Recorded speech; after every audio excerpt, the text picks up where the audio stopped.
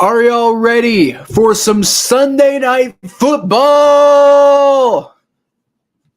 Let's go, man. I think we got a good one today. We got the Philadelphia Eagles going up against the Dallas Cowboys for control of a very competitive NFC East. I mean, yeah, that's what we all thought going into the season was going to happen, right?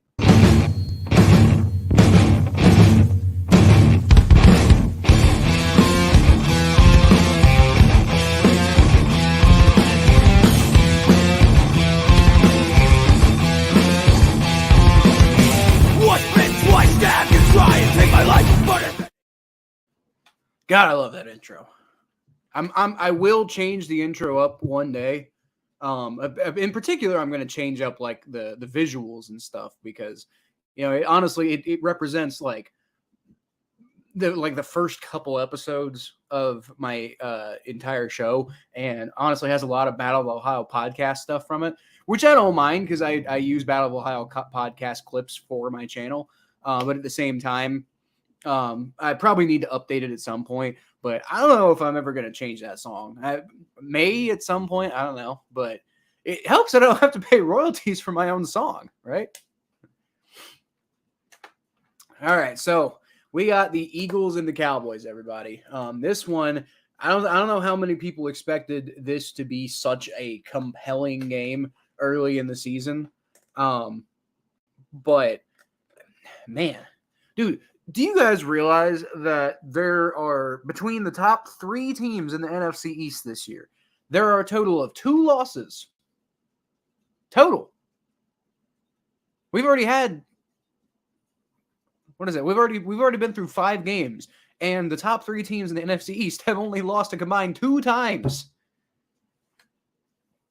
The Eagles are still undefeated, and they're looking to maintain that undefeated streak. But, I mean, the Cowboys aren't too far behind, man. The Cowboys are 4-1, and they have a chance to like if the Cowboys win this game, then they're on top of the division, right? Because they already beat the Giants.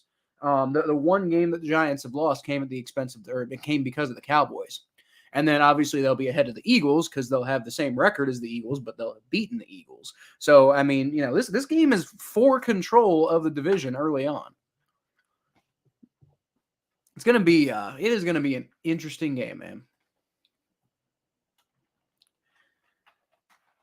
It's gonna be an interesting game, man. You got Jalen Hurts, who I am kind of at the point where I'm just like I'm sorry for doubting you. You clearly not a fluke, clearly not a anything like that. The Eagles are, at least for now, for real. We'll see if they can keep it up, but I mean, they're talented, and Jalen Hurts is a damn machine, dude.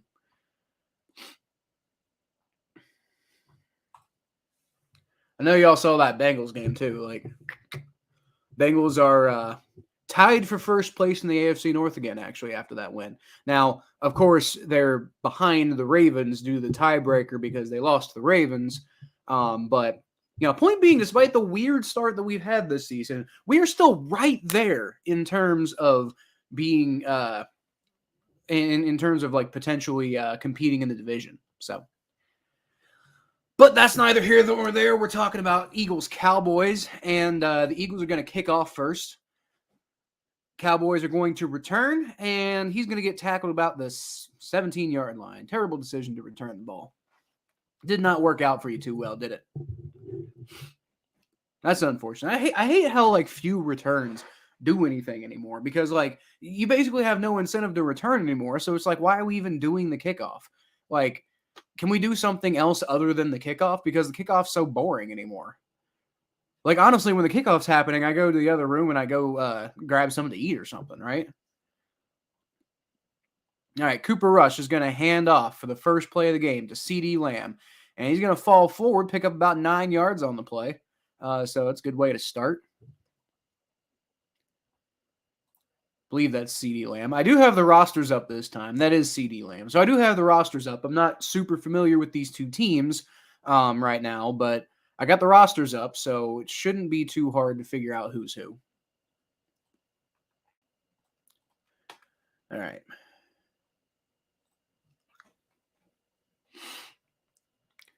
I guess it was only 8 yards on the pickup. So it's going to be 2nd and 2. Cooper Rush is going to be in shotgun formation with Ezekiel Elliott to his left. He's going to find a man. He's going to throw, tries to get CeeDee Lamb, but it is knocked down by the Eagles. So good coverage on that play. Good coverage on that play. And I'll tell you one thing.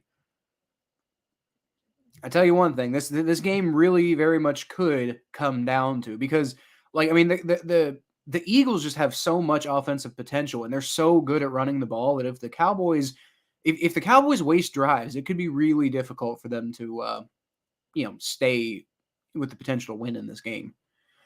All right, Cooper Rush motions Ezekiel Elliott to his left, then hands the ball off to him, and he goes nowhere. So the Eagles have gotten a stop. After what looked like a good start to the drive, a whole lot of nothing for the Cowboys on their first offensive possession. So, I mean, they started out with a good play to CeeDee Lamb, and then it just nothing after that. So,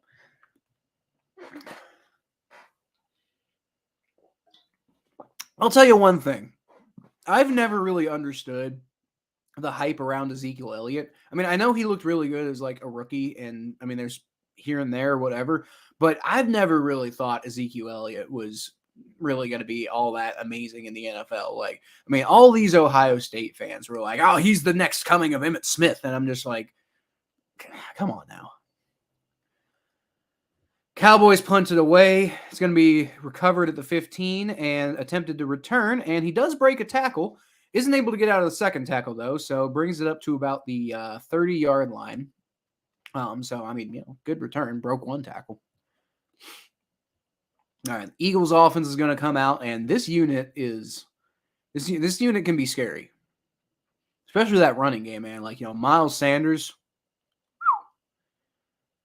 you don't want to mess with him. That Eagles offensive line too, dude. Like, what a group of studs, really. Like that is no slouch unit. All right, Jalen Hurts is going to motion a man to his left, or to his right, actually. He's going to fake the handoff, and then he's going to throw it out. It's going to be dropped, however, by A.J. Brown, which is, that right there, A.J. Brown, he was such a huge, I think, addition. Part of why this Eagles offense has been, really kind of like hurting people this year, because, now you've got like a really elite offensive weapon. And then him plus Devontae Smith is just like, I mean, you got so much talent there now. It's just, I think it's a big reason why the Eagles are looking so good this year, is because they really invested in that that receiver unit. Speaking of Devontae Smith, Jalen Hurts is going to pass it to Smith on a slant route, and it's going to be good for a first down. So it works out for him. I'll tell you one thing, man. Like, as much as like I am not gonna sit here and be all that like the NFC in general is not as much like I'm not gonna get like super consequential about anything in the NFC, but like, I mean, this Eagles offense, man, is that like they could be scary for a while to come. Jalen Hurts, shotgun formation, fakes the handoff, and he gets sacked, brought him down. And the Cowboys get him down. So this is turning into a little bit more of a defensive back and forth than I thought it would be. Eagles have been moving the ball a little bit better than the Cowboys were, but, obviously not on that play. That was Dorrance Armstrong on the sack. I am not familiar with Dorrance Armstrong, but now we all know his name. Looks like he's coming off the right side on the right outside linebacker on this play. He gets good pressure again, but Jalen Hurts dumps the ball off this time to A.J. Brown, who does catch it and gets about a 10-yard pickup. So it would have been great if it happened on the last play. But after the sack, that only, brings it to about 3rd and 5 or so. 3rd and 5, 3rd and 6, somewhere around there. For what's worth, I am predicting that the Philadelphia Eagles will win this game. I don't think it's going to be like a super high scoring affair, but I think it'll be, entertaining at the very least. But I think these two teams are evenly matched. So, we'll see. All right, Jalen Hurts motioning the man to his out on the left, but to the right. Takes a snap, throws, and it's way too high for AJ Brown. There's just no chance of that one. So the Eagles are going to come off the field on 4th down. So good stop there by the Cowboys defense to answer and give their offense another chance to do some good stuff here. See, that's the thing. The Eagles have so many explosive weapons that what you really want to see here, if you're an Eagles fan, is you really want to see like a strong offensive output. Because like if you can get up on a team, then you can just like control the rest of the game with your really stellar running game. All right, punt's going to be returned, caught at the 15-yard line. Is going to get it up about 10 yards before he's taken down. So they're going to have it at the 25. Downtown Philadelphia, man. Yeah, I do enjoy me some downtown Philadelphia.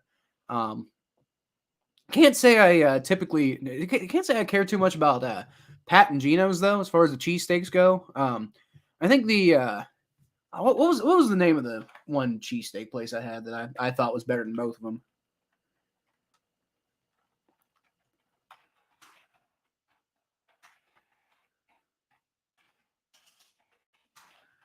Is it Delisandro's? Is that a place? I feel like I remember Delisandro's as being a name.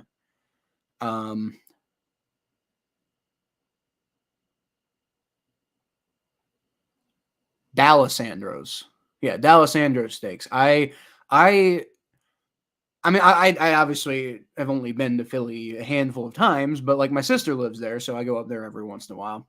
And from what I've seen so far, it seems like Delisandro's, in my opinion, has the best Philly cheesesteak. And I know everybody talks about Pat and Geno's, but honestly, I think they're just flashy. I don't think they're. I don't think they are. I think you're kind of buying the name when you get Pat and Geno's. So I think you got to find like some of the best local places rather than like going with like the big name. Now I know Pat and Geno's are local, but they're not. I will say out of the two, I prefer Pat's. I think Pat's was the first one I had, and I was really impressed by it.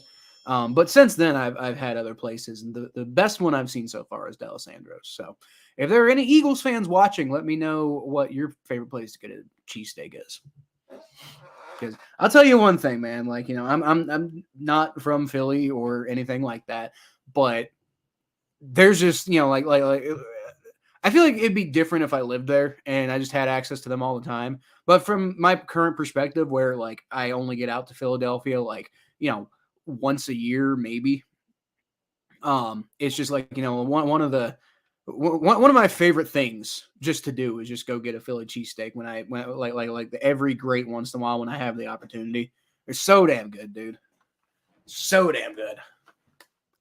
You got to get with the whiz too. Like if you don't get it with the whiz, it's not a real Philly cheesesteak. They do like Philly style cheesesteaks like all over the place, and like I would imagine like the most notable place around here in Cincinnati to get them would be Penn Station. But they do them with like provolone, and they don't really taste like they do in Philly. It's just like if it doesn't taste like if it doesn't kind of like half taste like garbage. Like tasty garbage, but garbage nonetheless. It's not a real Philly cheesesteak. It's got to have some element of like trashiness to it for it to be really, really, really what you're looking for. Cooper Rush going to hand the ball off to Tony Pollard, and he's going to dance around the lot, only for about 3 yards on the play.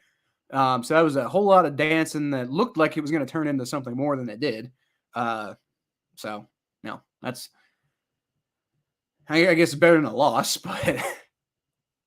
It looked to me like he was gearing up for something bigger. All right, Cooper Rush is going to clear out the backfield. Tony Pollard is going to go out wide to the right. And there's the snap. Cooper Rush drops back, and he's got pressure on him immediately, but rolls out of it, and he gets it to Tony Pollard, who gets ahead for a first down. So, good way to stay cool in the pocket there by Cooper Rush, and just not really pay too much attention to pressure, just kind of like calmly go off to the side and get away from the people who are trying to tackle him and get the ball to a wide open Tony Pollard. Like nobody was covering him. Not entirely sure why. Like Like looked like there was a little bit of zone going on there, so that might have been part of the problem. Like I think Pollard might have just like kind of like edged off a little bit to the side so that he'd be open. Looks like there's a flag on the play. Cooper Rush gets the ball off to Ferguson, number 87, Jake Ferguson, and gets a first down initially, but there's like 2 flags on the play, so we'll see what's going on here.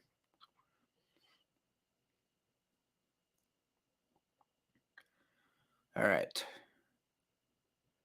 2 fouls on the play. Offsides by the defense, so that'll help the Cowboys' case. Eagle block in the back by the Cowboys, though, so those are going to be offsetting penalties, and they'll replay the down. So ultimately, that's if you're an Eagles fan, that's ultimately kind of good for you because you would prefer them replay the down because that's not really that was not a good play for you. If you're a Cowboys fan, you're like, dude, because that was a good play, man. That was like a 15-yard play. All right, so they're on their own 35-yard line now, replaying the down. Still 1st and 10. Cooper Rush motions a man to his left, hands the ball off, and Tony Pollard is going to get about 2 yards on the play.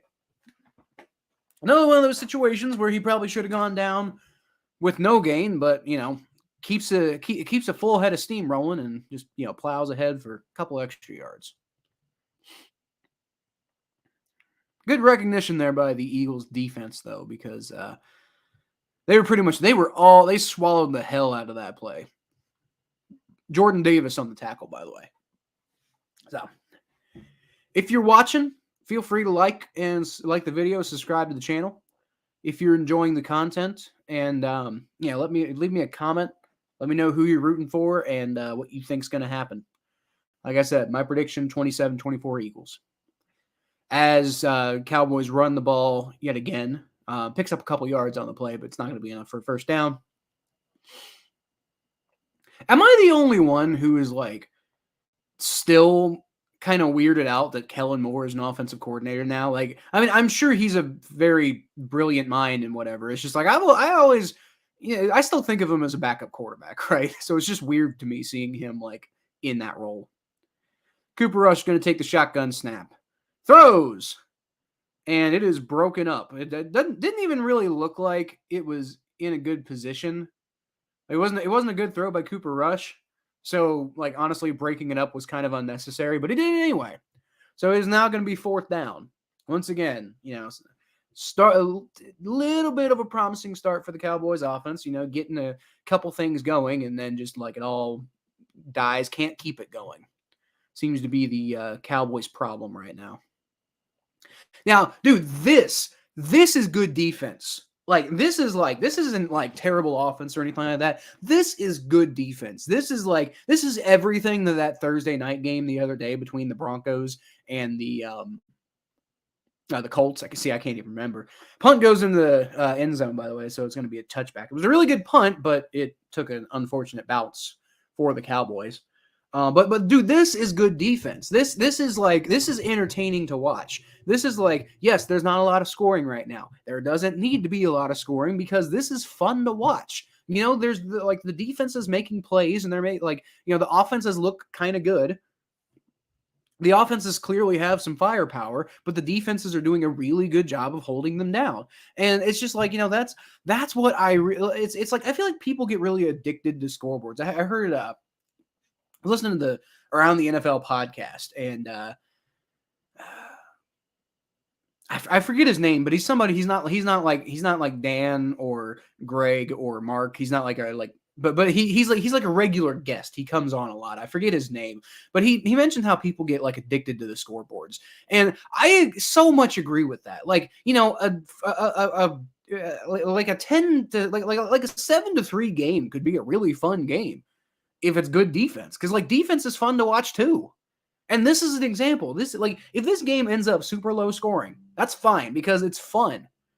Like the offenses are getting some stuff going and the defenses just keep thwarting them. It's cool to watch, As like I feel like if a game isn't like doesn't end like both teams up in like the 30 points and stuff like that, and just like back and forth. Like obviously we had that really entertaining divisional round game last year between the Chiefs and the Bills. That was just it was so cool to watch Patrick Mahomes and Josh Allen just go back and forth, back and forth, back and forth. But the fact of the matter is that's not the only way that football, like if that's the only way that football is fun to you, then I don't know if you like football. Like that's just not what football always is. You know? What's going on, Matthew? What's going on? Who you rooting for today? I know you're a Patriots fan, so like me, you're not going to have a whole lot of a stake in the NFC. But who do you want to see between the Cowboys and the Eagles win this game? And whoever else is watching, let me know who you want to win. And don't forget to like the video and subscribe to the channel. Put out content pretty constantly on this channel. I always do a reaction video to every Bengals game. I always put out power rankings every week. From time to time, I'm trying to get more regular with it, but it's still a from time to time thing where I'll post clips from the Battle of Ohio podcast between me and a good friend of mine who's a Browns fan, and we just kind of go at it. Post clips from that sometimes, and I do these live streams a lot. Doing them a lot more this year because I'm trying to get more into it. All right, back to the game. Eagles got it 1st and 10. Jalen Hurts hands the ball off to Miles Sanders, and he gets about 2 yards on the run. All right. So that was, good run stop there by the Philadelphia Eagles.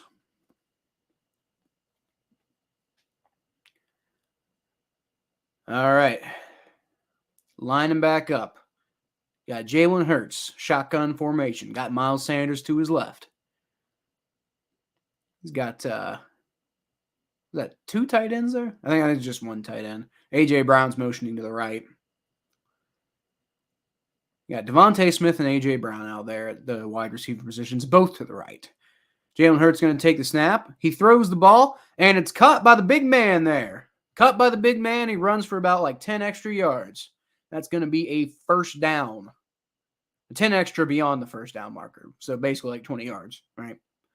That was Jack Stoll, the linebacker. Linebacker, what? The tight end. Jack Stoll, the tight end. Picking up a first down, a little bit extra beyond that. They're calling it 21 yards on the broadcast. But fair enough. All right. Shotgun snap. Hands the ball off to Miles Sanders. Bounces out of a tackle. Is not able to get out of Micah Parsons' tackle, though. So he's going to end up... I don't think they're going to give him forward progress because he started running again. So he had like 4 yards, ended up losing one of those yards. So he nets about 3 yards on the play. Yeah. Yeah, he got knocked back a little bit and then tried to start running again and wasn't able to get back to where he bounced back from. So probably that's one of those situations where it's just like, going down probably would have been the more efficient way to do it. But then again, you can't possibly know that when you're running. Your only perspective is stay up and keep trying. All right. Jalen Hurts fires down to the middle of the field, and that is caught by Dallas Goedert.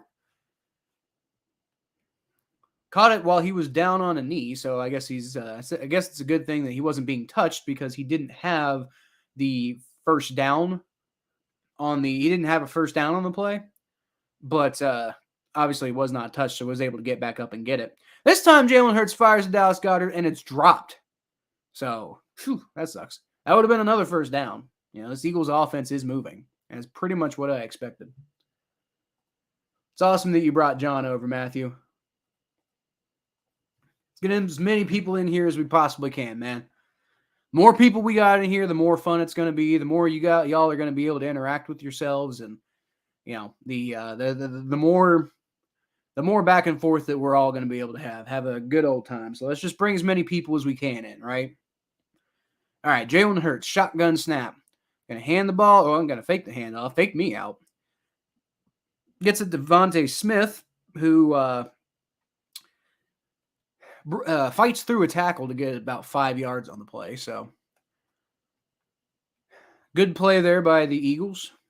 Brought down by Leighton Vander Esch on the play. That's what you like to see if you're a Philadelphia Eagles fan, right?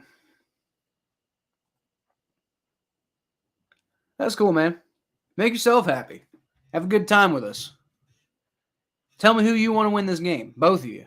Both of you tell me who you want to win this game. We got 5 people watching right now. All 5 of you tell me who you want to win this game. Me personally, I don't actually care.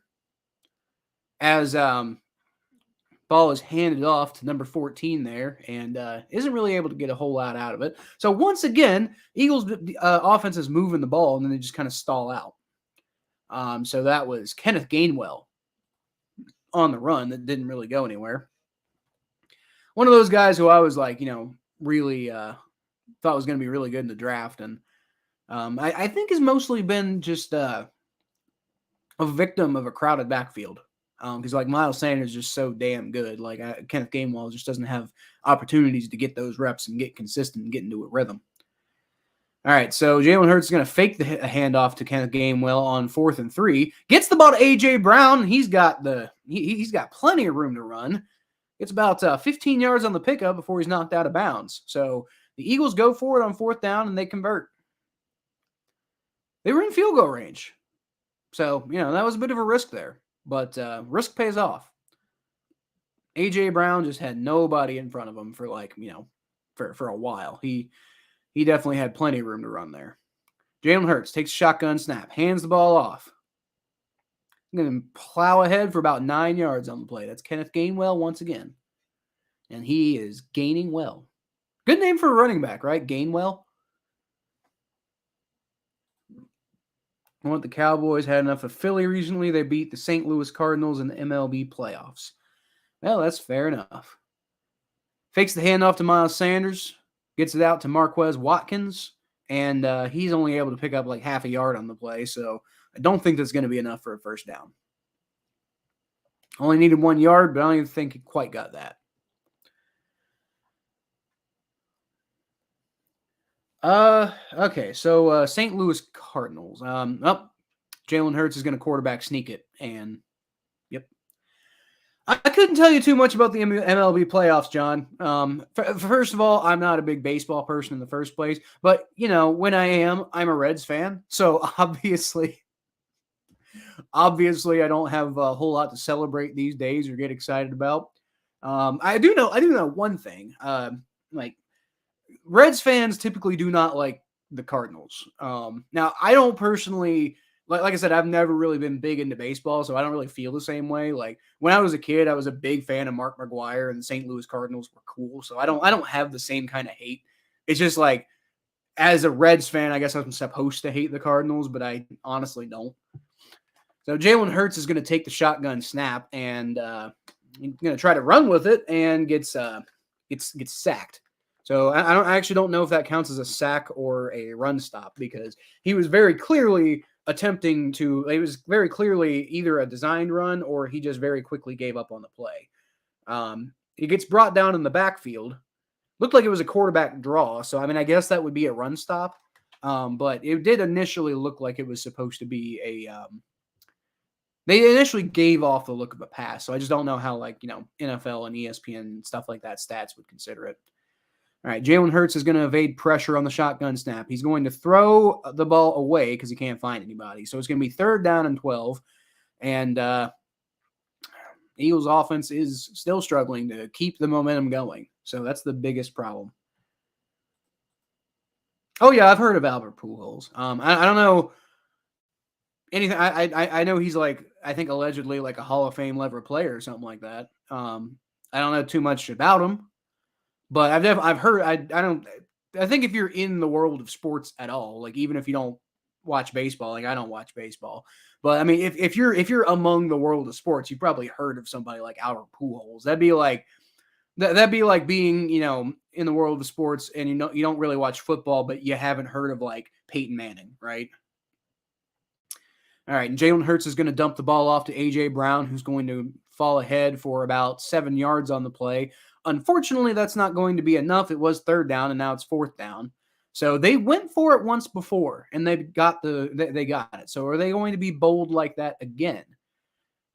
With the way their defense is playing, I'm not surprised they're going for it because they figure that they'll probably have plenty. Even if they don't get it, the Cowboys probably aren't going to go score. So, yep, they are going for it. And there's some movement. Wonder who they're going to say went first. If the Cowboys went first, that's a problem because like you basically you're going to give it to them for free. But it looked to me like it might have been a false start though.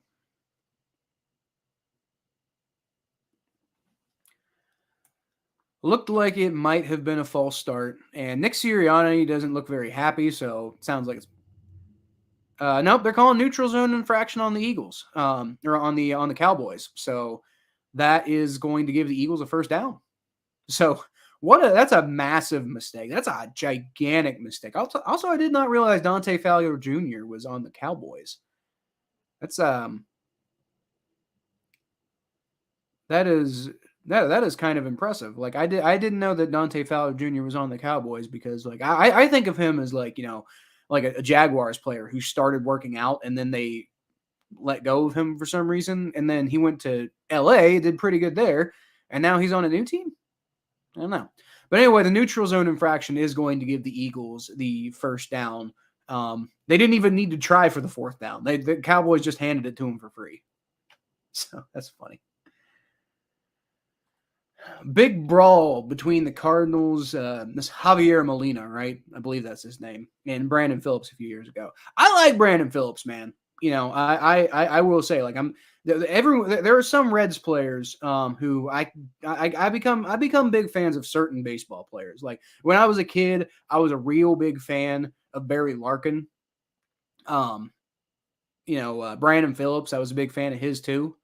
So I just, you know, if you got into a fight with Brandon Phillips, then maybe I'm not the biggest fan of Albert Pujols. But Pujols. Funny name. It's like butthole.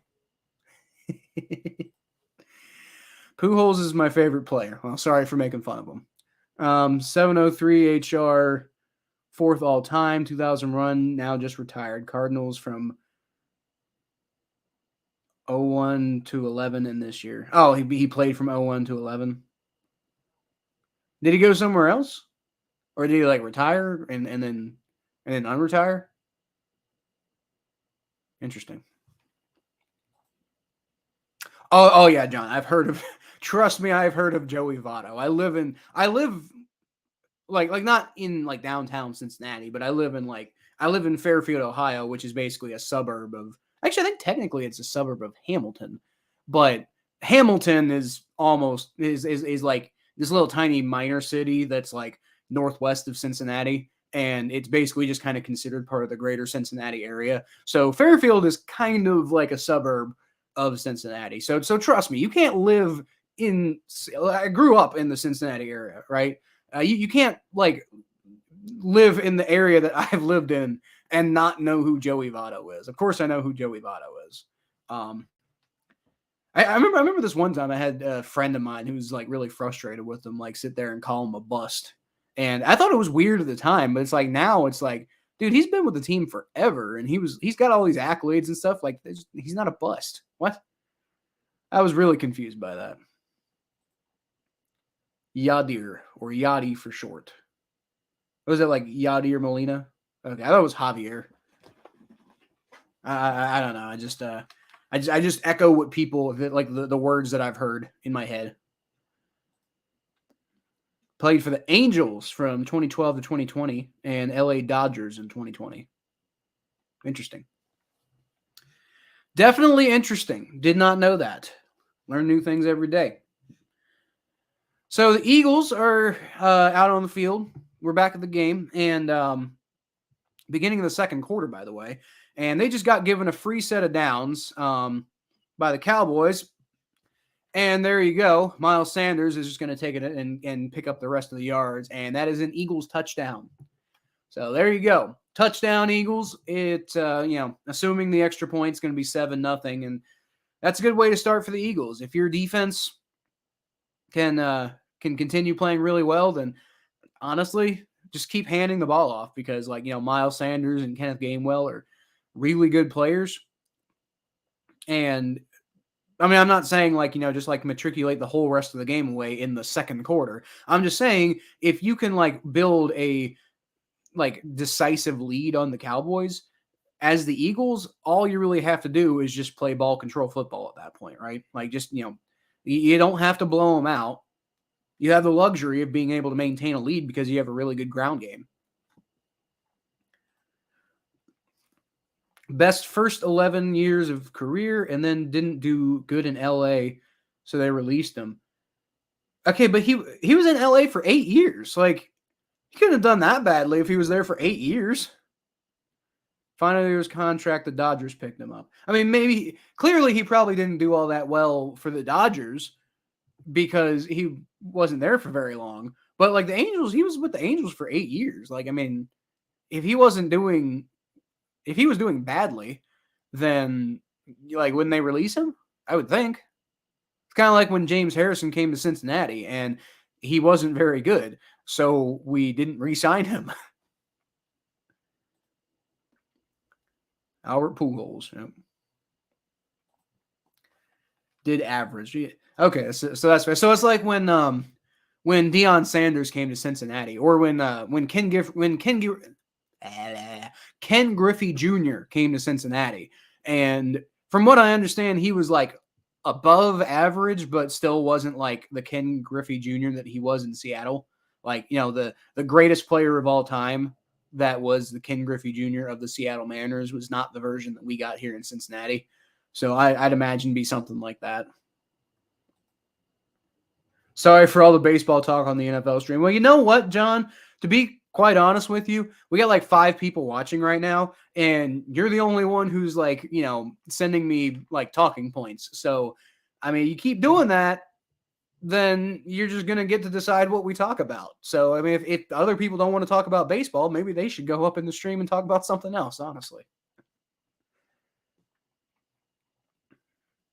But I mean, like, again, I do have to be clear. I'm not a baseball person, so you can tell me stuff about baseball, and I'll probably be able to have a few anecdotes here and there that would be relevant to it. But I'm not going to be able to have like the 3.25 ERA and they won 80 games this year, no, and stuff. Yeah, I'm not going to be able to keep up with that, but.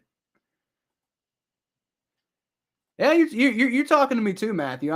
Look. I'm not like trying to chastise anybody. I'm just saying if anybody has a problem with the with the baseball talk, then talk about something else.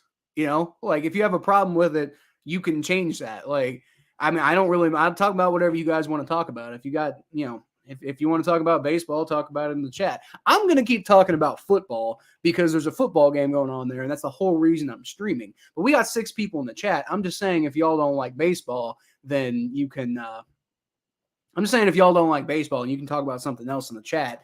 And I'm assuming, like, I'm just saying John's the only one who's like, really talking a lot right now. So he's kind of dedicating the not dedicating. He's driving the conversation right now. Talk about chips. What's your favorite chip? Now, dude, I could talk about chips all day. Now, I guess, how do we define chips? Are we just talking about like little slices of potato fried up? I'll talk about that here in a second, but the Cowboys got the ball. So it's going to be 1st and 10. Cooper Rush is going to hand the ball off or fake the handoff to Ezekiel Elliott. And it's going to be tipped and intercepted. It was tipped. Wasn't able to come down with the ball. Went straight up in the air, and the Eagles are all over it. So this game is not turning out so good for the Dallas Cowboys just yet, man. That's I don't know if Majestic YT shows up at some point. Big Cowboys fan who subscribes to my channel. Can't be feeling good about what's going on right now, man. And they're in good field position too. Play football, football, baseball, and basketball. I'm only 10. That's cool, man. I only played soccer when I was 10. I did play football when I was 6, and I played it again when I was in 7th grade. But I mostly just played soccer when I was a kid. So, yeah, good on you for playing all those sports. It's in the Blood is a father-daughter tag team YouTube channel. They're Bengals fan. Yeah, well, I mean, honestly, man, that's the only way you can stay a Bengals fan. It gets in your blood. That's the thing. Jalen Hurts going to hand the ball off to Miles Sanders, who's going to fall forward and pick up the first down. Although, actually, no, the refs are saying he was short. So I thought he got it. But I guess they're saying he went down. Yeah, I know you talk to me in every video, Matthew. That's awesome. I'm not, like I said, again, I'm not trying to chastise anybody. I'm not trying to say anybody's doing anything wrong. I was just telling John that if he's worried about people not liking the baseball talk, then they have the power to change that, right? So, but I mean, if you don't mind, then we don't necessarily need to change that. I'm just saying that John was like, sorry for the baseball talk. I'm like, no, you're fine. That's all. I was just trying to make John feel better. That's all that comment was really about. But anyway, as far as the chips go, again, I think it really it matters what kind of chips are we talking about? Like, are we talking about just potato chips? Are we talking about all chip like products?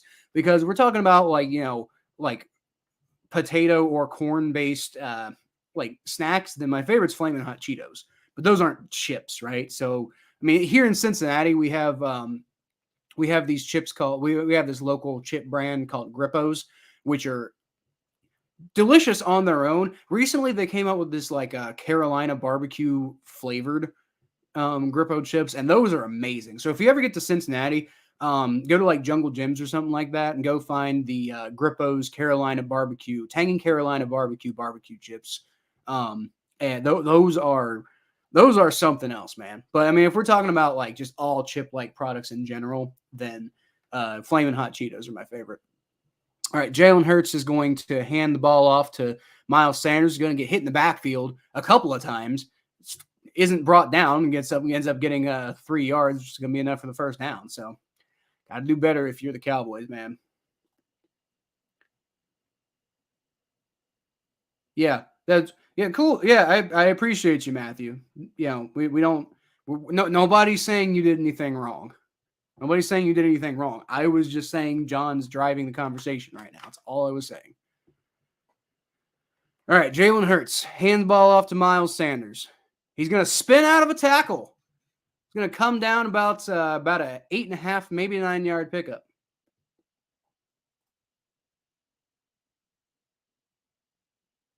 Yeah, John, you're more than welcome. Like, I mean, I don't know why Matthew's taking offense to the comments. Like, you're more than welcome to talk about whatever you want, bub. Don't worry about it.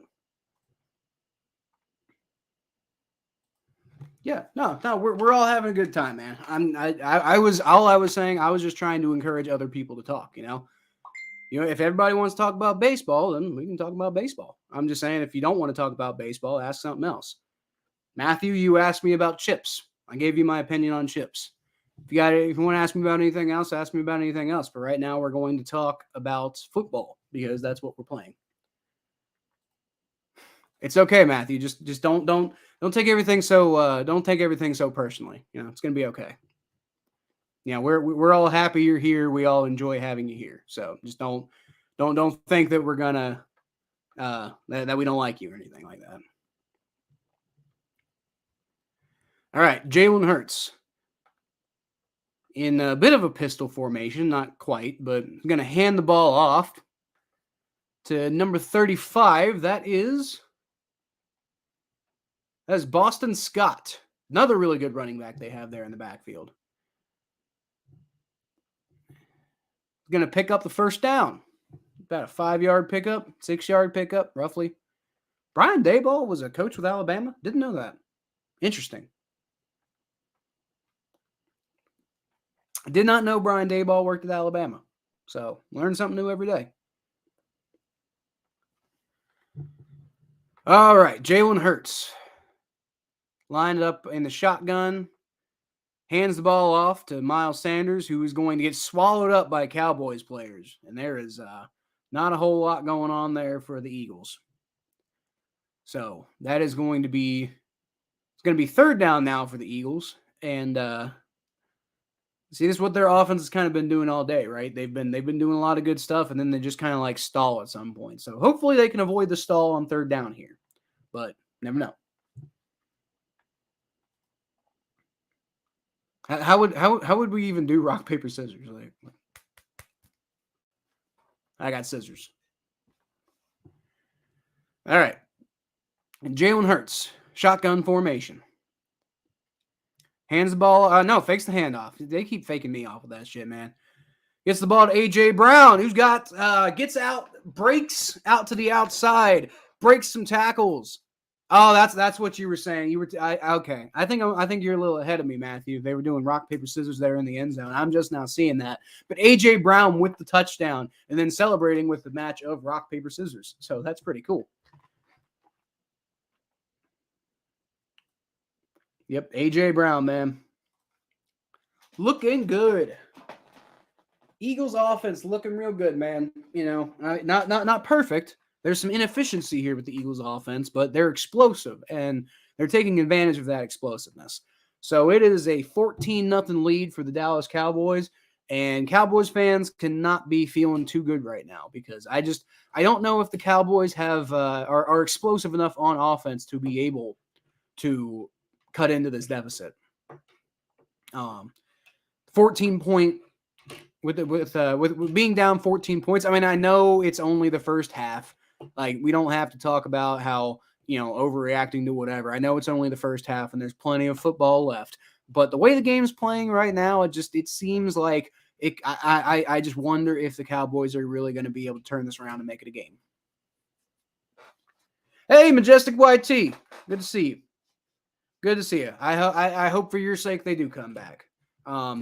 As you can see, I predicted the Eagles to win 27-24, but I predicted that I specifically chose that score to illustrate how I felt that it was going to be a really close game. The main thing for me is that the Eagles, if they do get up on you, they can kind of play ball control for the rest of the game because their running game is so good.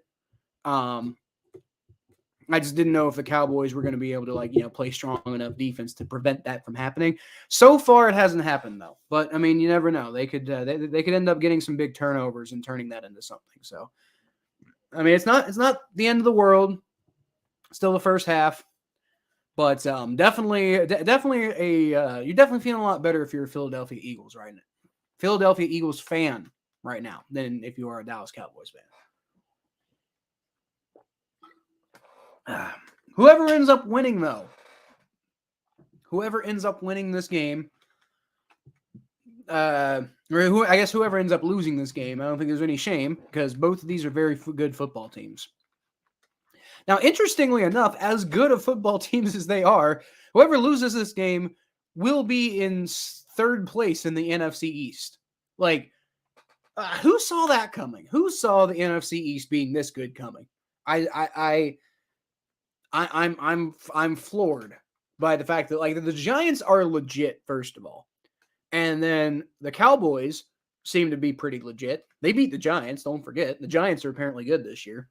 And then the Eagles look pretty unstoppable. Like this is my first time really sitting down. Like, I've watched some Eagles films and highlights and stuff like that, but I haven't really sat down and watched an Eagles game yet. And right now, I'm just like, oh God.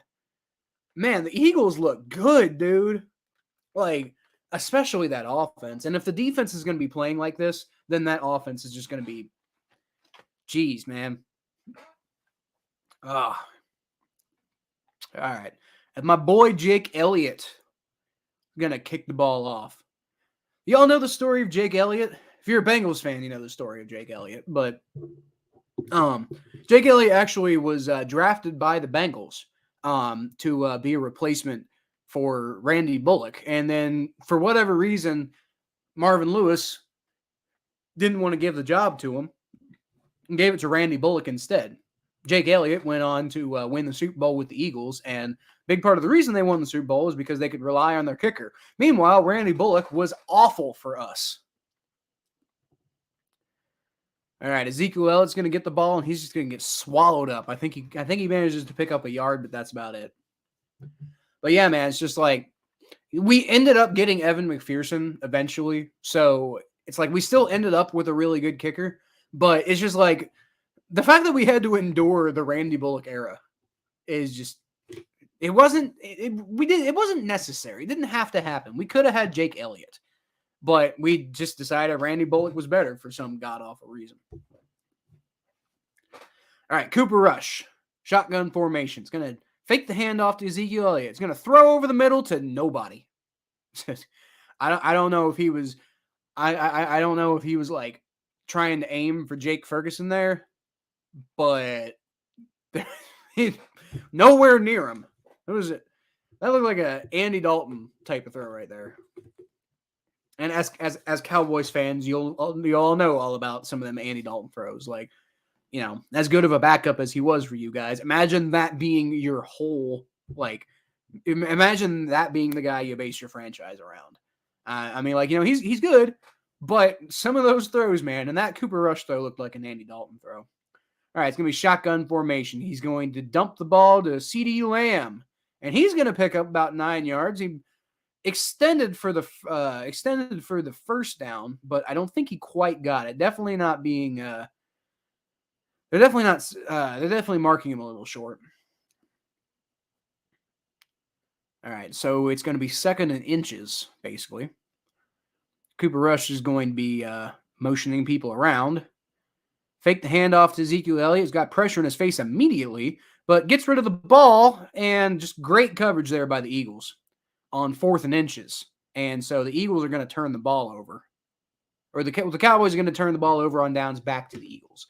So, majestic. Not worried about this game right now. We got to win. Dude, I love that attitude. You know, I mean, that's like, you know, that's what I say when the Bengals are losing, right? I mean, like, I'm honest. I talk about all the problems the Bengals are having, but I'm like, you know what? We can still win this. And that's what being a fan is about, right? It's about just, you know, rooting for your team no matter what's going on. Right now, I'm not going to lie, dude. It's not looking good. That's essentially the 2nd turnover of the game, giving the Eagles short field position. Because, like, Cooper Rush threw the interception, which was not his fault. And then the 4th down in deep territory, like, that was a bad decision to go for there by McCarthy. I don't like that at all. Especially with the fact that, like, you know, your offense has been, like, not that good today. Like, they've had some big plays, not even big plays, but they've had some good plays, but they haven't had anything really consistent, you know? So I don't know if I agree with the decision to go for it there by McCarthy. But what do you think, Majestic? How do you feel about that decision to go for it? You're the resident Cowboys fan, so let's hear your perspective. Meanwhile, I understand CeeDee Lamb got near it, and you're feeling like, oh, we got so close, and it's like 4th and inches. But at the same time, I don't know, man. Like your offense is not really reliable right now. Like your offense is not reliable, and your defense isn't really playing well enough. So, I mean, you basically just gave the Eagles the ball at the 34-yard line. Like, you know, worst case scenario, they're probably going to come away with a field goal here, and it's going to be like 17-0 deficit. Now you can come back from that. You can totally come back from that, but I don't know, man. Like, the way your offense is playing, I don't feel that was a good decision. Yeah, that was stupid. Literally 3 inches to the first down. Like, yeah, I know. Especially when, like, you know, you got Ezekiel Elliott in the backfield, which, like, I mean, I just talked a few minutes ago how I feel like Ezekiel Elliott, like, is, like, really overrated as a runner. But at the same time, he is a good runner, and you're not going to hand the ball to him? He could probably get a couple inches. Very strange. Instead, you give the ball to Cooper Rush, who, has impressive as he's been, because you didn't expect anything from him, he's still Cooper Rush. Like, he's not Patrick Mahomes. So, you know, I think Ezekiel Elliott's probably your better bet in that situation, personally.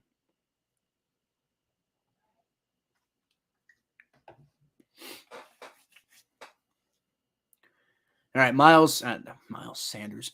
Devontae Smith is going to motion out wide to the left, and Jalen Hurts is going to fake the handoff to Miles Sanders, going to roll out to the left, and just throw the ball away. You know, I'll be honest, like, I think more quarterbacks should be getting out of the pocket. Like, you know, like the NFL is already kind of going toward Ooh, you know what? CeeDee Lamb might have actually gotten that first down. Ooh. I don't know. I don't know if you. I don't know if you're seeing this right now, Majestic YT, but if you're seeing that, replay there, it looks like CeeDee Lamb might have gotten that first down, and bad spot ends up now. Again, that doesn't account for Mike McCarthy deciding to go for it for basically no reason. But at the same time, maybe could have had a first down there, really. All right, Jalen Hurts going to hand the ball off to Miles Sanders, who breaks a tackle. And he gets to the outside, picks about 5 yards on the play. So now it's third down. But once again, if you're the Eagles, you're just happy to have the ball in this position at all. Like, you're up 14-0. If you only come away with the field goal on this drive, it's like, that's fine. That's fine. Go up 17-0. Like that's okay. Yeah, dude. CeeDee Lamb totally had that. That was totally a first down. There's no way in hell that wasn't a first down. And y'all Cowboys fans should be livid that you didn't get that. But then again, maybe you should have left time to challenge it. Or as Jalen Hurts almost gets sacked and does get brought down, but not before he dumps the ball off to Miles Sanders. Quez Watkins, who isn't able to really pick up any extra yards. Maybe 1 extra yard, but it's still about a 5-yard loss on the play, so it's going to be fourth down. But yeah, Majestic, y'all Cowboys fans should be not happy about the refs not giving you the first down there. I will say though, not challenging it and deciding to go for it on fourth down, I'm not really entirely sure what McCarthy's going for here. Like that was some Urban Meyer level bad coaching right there, honestly. All right, Jake Elliott is perfect down Broadway. That is exactly what you're looking for from your kicker. No hesitation. You know Jake Elliott's going to make it. And that is why you draft a kicker. Although ideally you draft a kicker and then you actually give him the damn job instead of giving it to Randy Bullock. But whatever, we got Evan McPherson now, so I can't be too pissed.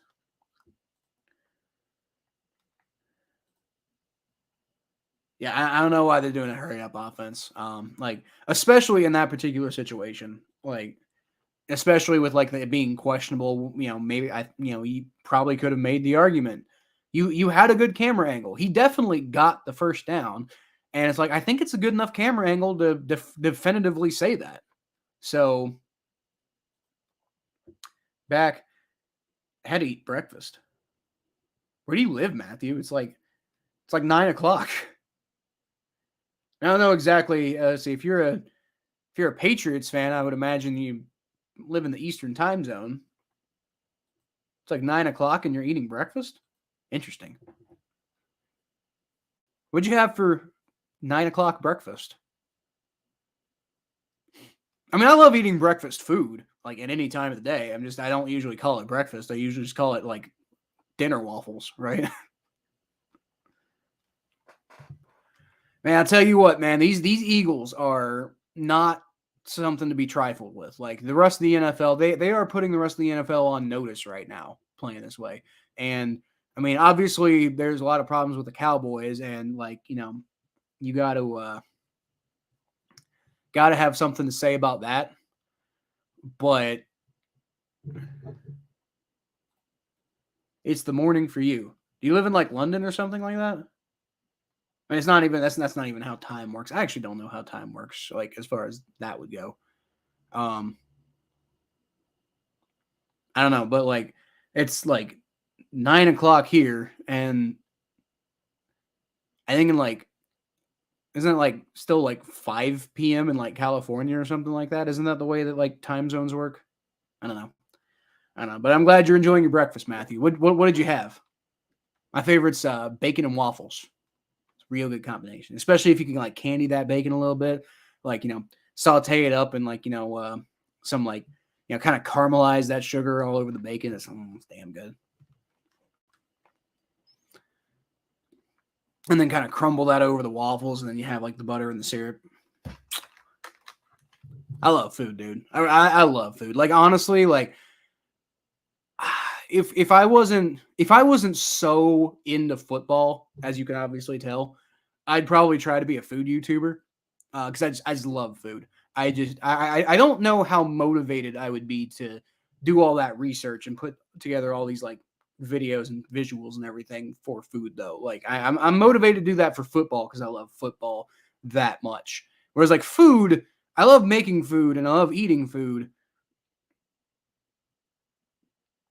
but I don't really love researching food, right? Like I kind of really enjoy researching football, which is why I do this because I'd be doing it for free anyway, right? All right, so there's a flag on the kickoff, and it's gonna be on the Cowboys. Gonna push them way back. Wasn't even a good kick return, and on top of that, they're getting pushed back. So Cowboys are gonna start with it deep in their own territory, and yeah, rough start, rough way to go. Yeah, they got it like the 9 yard line, man. Gonna hand the ball off, and he's gonna fall forward. There's Tony Pollard on the run, by the way. He's gonna fall forward for like maybe a 1 yard pickup. Suddenly, we're starting to see it turn a little bit from like it's starting to stop really being compelling good defense, and now it's just like the Cowboys just don't look very good. It was fun earlier. It was back and forth. Like, like the defenses were playing well and that was fun. But now it's just like it's really just kind of looking like the Eagles are taking control. And I mean, that's cool too. I don't mind watching that. I love watching all kinds of football. As Tony Pollard finally gets a good run there, picks up about 15 yards on the play. But the one kind of football game that I prefer not to watch is a blowout, unless obviously the Bengals are doing the blowing out. But at the same time, like I'd rather watch a football game that ends in a blowout more than like I'd want to watch like Game of Thrones or something like that, right? Like I just if football's on, I want to be watching that.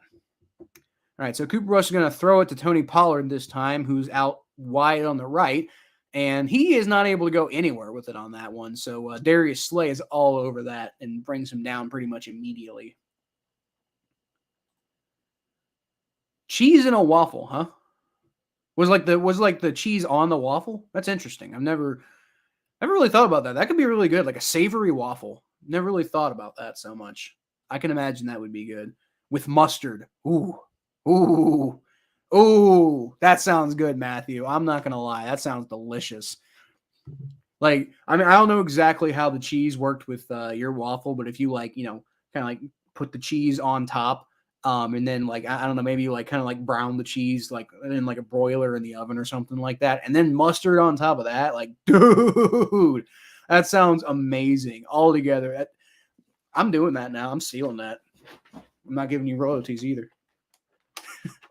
That sounds so good, dude. Cheese and waffle with mustard, like that sounds amazing. Great combination. All right, Cooper Rush, shotgun snap. I'm gonna roll back. Got time to throw, and he throws an interception. So he had plenty of time to throw. Like, I mean, there was a little bit of pressure, but not much. He just throws it. He doesn't need, not even a good like throw that like was a great play on the ball. He just threw it straight to Darius Slay, and Darius Slay is like, "Yep, thank you. I'll take this, sir." Dude, the Cowboys are about to go down like over 20 points and haven't scored at all. Like, oh boy. So Majestic, I just want to point out, like, not trying to talk trash, but this is why it took me a while to put the Cowboys in my top 10, even though they were winning games. Like this is why, because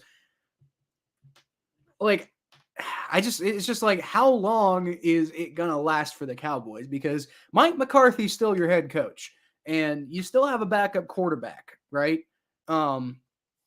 I mean, that defense can be really good, but they're not doing a whole lot today. So, yeah, if things continue like this, I'm sorry, but Cowboys going to be coming down in my power rankings. It's out of nowhere, man. You don't know why they started Cooper Rush? The guy who was the starting quarterback with Dak Prescott out? You're gonna have to explain that one to me. Maybe you're talking about somebody else, but like Cooper Rush is the starting quarterback without Dak Prescott. Trade Dak Prescott. Well, not now. You can't trade him now. Not with Cooper Rush playing like this. Yeah, you can't trade Prescott right now. Like, is Prescott healthy? Is that what's going on? That would explain why you're confused, because I didn't realize Prescott was healthy. But maybe they're trying to be careful with him, right? Like, I mean, you don't want him to go out there and get hurt again, right? So maybe they're like, hey, we had a good start to the season. If we lose this game, it sucks, but we'd rather, lose this game and then have Dak Prescott be able to come back in, right? Matthew out here talking shit, dude. Go Matthew. I don't think Dak Prescott's trash at all. Actually, I was a big fan of him coming out of the draft. Yeah, I think he might have been my favorite quarterback from that draft class. I don't remember. What year did he come out of the draft? I feel like I remember that not being a very good draft class for quarterbacks. 2016. What was going on in 2016 draft? I don't remember. Let's see. You had Jared Goff. That's not a good start. Jared Goff, Carson Wentz, Paxton Lynch, Jesus, Christian Hackenberg, like Jacoby Brissett, Cody Kessler. Yeah, Dak Prescott was definitely the best quarterback in that class. All right. Jalen Hurts going to get the ball off to Devontae Smith. That's going to be an Eagles first down.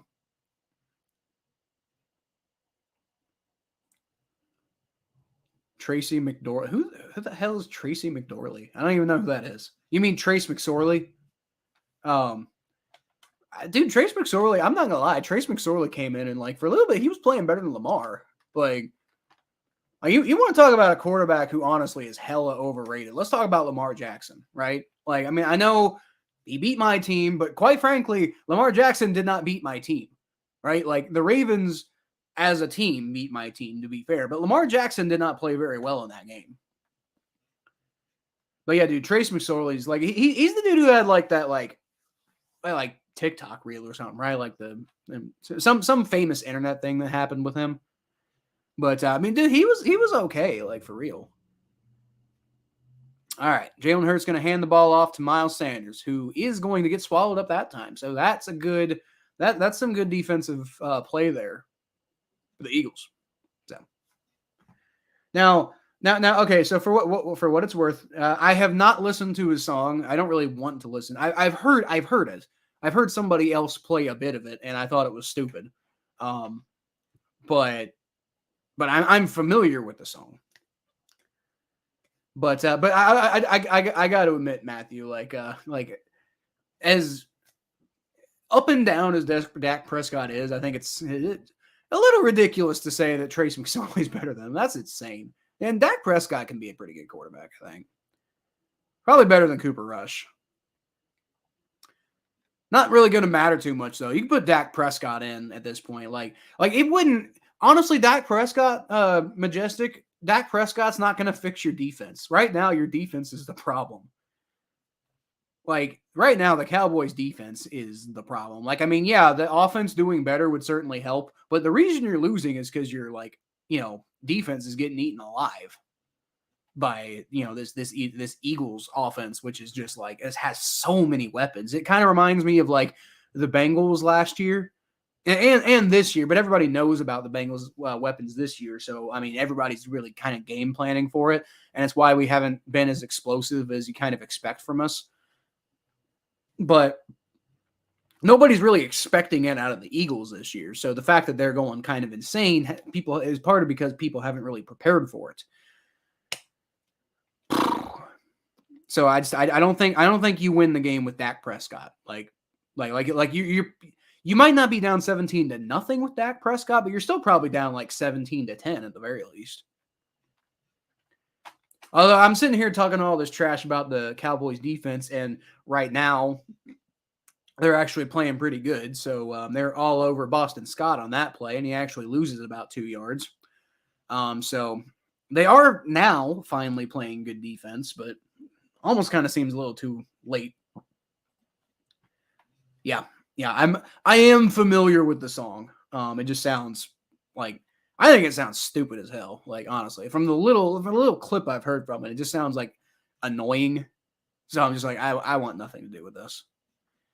All right, and Matthew, you're correct. There is a flag on the Eagles. It's a false start by is that Jason Mailata? I think that's his name.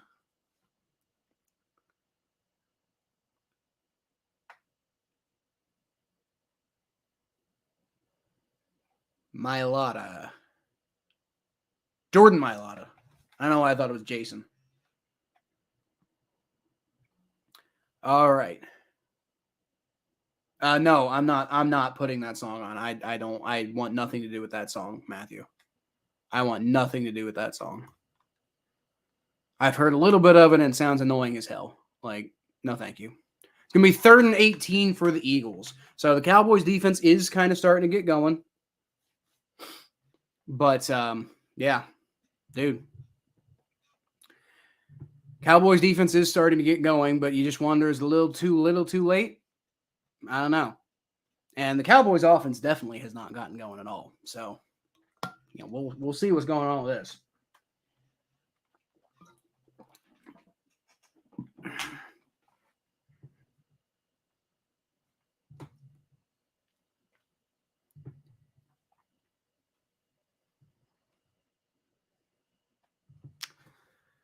Can we not show clips of Cooper Rush shredding the Bengals defense, man? Like, please, like, I would really prefer. And by the way, don't forget, Cooper Rush did not shred the Bengals defense. That was not a great offensive performance by the Cowboys.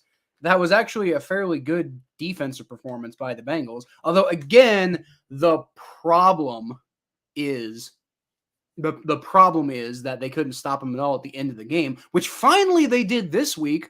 So, I mean, y'all look forward to that Bengals reaction video that's going to come out tomorrow, and I'm going to have plenty to say about, like, hey, the defense finally actually did something at the end of the game, which seems like when they really kind of need to do stuff, right? Like, they didn't play well most of the game, but they came through in the clutch, and I would rather them come through in the clutch than do well for most of the game, but not come through in the clutch, right? Because, I mean, it's kind of hard to say because the offense has been getting out to slow starts, but the offense got going today. So, I mean, I guess it's just like, maybe it was necessary for the defense to be like that at first because, like, the offense was so bad. But if the offense can get going, I would much rather have, a clutch defense than one that's just, statistically really good, right?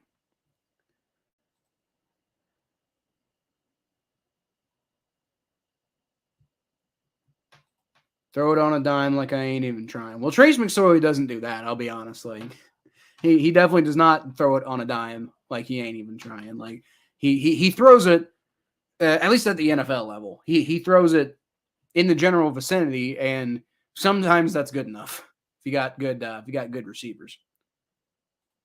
Do a reaction. I'm not doing anything with the Trace McSorley song, Matthew. It's not happening. I'm not trying to listen to that song. It honestly just sounds really stupid. Also, all right, first of all, Jalen Hurts on a design run here is going to on 3rd and 18. He is going to pick up most of it, but it's going to be 4th down, and I imagine they're going to trot Jake Elliott out here. But see, the thing is, I might actually consider doing something like that, Matthew, if it wasn't at this point, in terms of internet years, the Trace McSorley song is ancient history. So it's just it wouldn't even really be relevant to do something like that. But also, that's not really kind of what my channel's about. My channel's not about just reacting to stuff that people do. I do a lot of football reaction content, but it's about the football. I'm not just I'm not a pop culture channel, right? So I wouldn't do a video like that anyway. Just because I honestly wouldn't feel motivated to do a video like that. It's not the kind of thing that I'm interested in. I'm sure you find it funny. I find that style of video very annoying personally. All right, so I believe the Eagles are going to take a timeout here on 4th down. Looked like they were going to try to go for it, which, like, you might as well. Honestly, you're up 17-0. The Cowboys can't get a damn thing done. Like, I mean, your offense was doing well, and you feel like you can probably get it done. So, you honestly just you might as well kind of go for it. Like, worst case scenario, you don't get anything, but you're still up 17-0. Although, now after the timeout, they do have Jake Elliott coming back out onto the field. So it's going to be a 34-yard field goal attempt for Jake Elliott. And they're going to take the points, which is like, if there was ever a time to go for it, I feel like this would be like the time to go for it. Because you might as well. But, I mean, at the same time, you also, like, might as well just take the field goal, too. It's like, when you're up this much, it's just like, it's kind of hard to do much wrong, especially when your offense is still doing stuff well. So that's going to be a successful field goal for Jake Elliott there. And, hey, I've been there. They're showing a shot of the Philadelphia, the Philadelphia indoor market. And that's one of my favorite places to go in Philadelphia. Like, they were showing a shot down the aisle, and they had this one area where they have like this like olive oil taste testing area. Like it's this store where you can buy all different types of olive oil, and you can actually take little different samples of each different kind of one and just kind of sample each type of olive oil. And I mean, it's all olive oil, right? It's gonna be very subtle differences, but it's just kind of a cool, fun thing to do, right? Like if you're in Philadelphia, yeah, I like that market. That's a cool market. It's cool to see stuff that like I'm familiar with, because honestly, like when they show shots of Cincinnati, like a lot of the times they pick stuff that's just like really that's the thing that we're gonna like showcase from Cincinnati. Like they showcase like Skyline or something. All right, see you, Matthew. See you around next time, bub. Have a good night. But I mean, they'll showcase Skyline, or I mean, maybe sometimes they showcase Findlay Market, which is kind of cool. Sometimes they'll like showcase the banks, but like a lot of time it's like, it's like Skyline, or it's just like some weird shot of like, Fountain Square downtown. And it's just like, it's all this kind of stuff. It's just like, if you're from Cincinnati, like that stuff's cool, but is that really the stuff that you want people thinking of? Like, is that the first thing that you want people thinking of with your city? OTR is another one. Like this area that we have that has a bunch of like new restaurants and stuff like that. Not new restaurants, but interesting. It was new for a while. Now it's like interesting restaurants and stuff like that. And it's a place where people like kind of tend to gather. But at the same time, like showing shots of OTR just seems very bland to me. Like whereas that Philly market, man, like that's a cool thing. Like, and if you're gonna show Findlay Market, show inside Findlay Market, not outside Findlay Market. Like why is it? It's not that interesting outside Findlay Market. You show the inside, that's kind of cool, but they never show the inside. They just show the boring stuff when they do like shots of Cincinnati. Hope the Cowboys step it up after halftime. You know what? I do too, Majestic YT. Because I was saying earlier, it was interesting earlier. Like it was low scoring. There wasn't a whole lot going on, but like it was competitive and the defenses were playing well. And like the offenses weren't doing badly. It was just a matter of the defenses playing well. Now it's like the Eagles have just completely taken over. So like, I mean, I also hope the Cowboys, as you get a big return for the Cowboys, gets it all the way down to the 50, the 40. He gets tackled around the 40-yard line. So the Cowboys actually are going to have a chance to maybe go get some points before the half. So that was a great return there. Great return there for the Cowboys. And hopefully you can, get that into a little bit of momentum so that you have some points and, something to hang your hat on before the half. And I mean, you go into the half only down 14. I mean, that's something, right? Yeah, dude, that was a great kick return. I'll tell you one thing. Cooper Rush is going to take the shotgun snap, and see, that's part of your problem. You can have a great kick return, but Cooper Rush is not having the best game as far as like accuracy goes, right? Cooper is definitely struggling today. Definitely struggling today. Now, I will say, like, as much as I don't think Dak Prescott, like I don't think you're winning this game if Dak Prescott's in the game. Although maybe they turn it around, who knows? But I don't think you're winning the game with Dak Prescott. But you're definitely not down as bad with Dak Prescott over Cooper Rush because Cooper Rush is playing badly today. And as I say that, he gets a he completes a first down there. It's number 89, Peyton Hendershot. So like it's just like as I'm saying that, of course, as I'm saying that, he gets a very good pass, by the way. Good recognition, gets it right to him, and then he does it again right there. And that time it is caught by Michael Gallup for about a 9-yard pickup, and the Cowboys are driving here at the end of the half. 55 seconds left. Cowboys have 2 timeouts left. Cooper Rush is going to roll back. He's going to take a shot deep, but it's going to be way too far for Michael Gallup. Even if it wasn't, he did not have any separation on that, so that wouldn't have worked. But I guess, hey, you might as well take your shot, right? Shoot your shot while you got time. And that will stop the clock. You got 49 seconds left in the half. So Cowboys can pretty much just kind of do whatever they want to do right now because they're already most of the way down the field. And right now it's just about, you got 49 seconds. You got plenty of opportunities to take a shot, and you got 2 timeouts. Like, you shouldn't have any problem.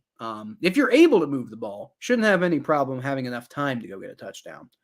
So Cooper Rush is going to hand the ball off to Ezekiel Elliott. And he picks about 10 yards on the play. And that's what I'm talking about. Because you're in this position, you can run the ball if you want to. And Dallas is going to take a timeout, which I don't know if I entirely agree with that. Seems like a weird decision to take a timeout there because you can let the clock run. I would rush to the line, honestly. Like, you might burn like 10 seconds, but that's okay. But I mean, at the same time, they still have 1 timeout left, so it's not the biggest deal in the world. All right.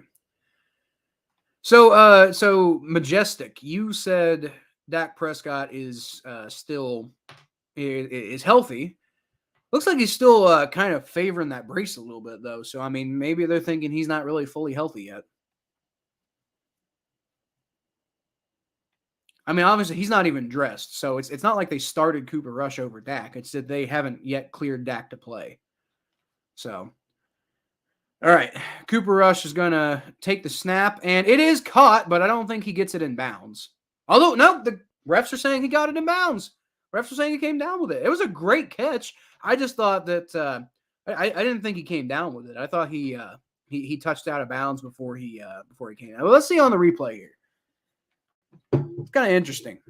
Let's see what happens. Great effort there. Yeah, see, I thought he came down on his hip. Yeah, I thought like he comes down on his hip, and I think he's out of bounds. So I actually don't think that that's a touchdown. And he gains control of it right there.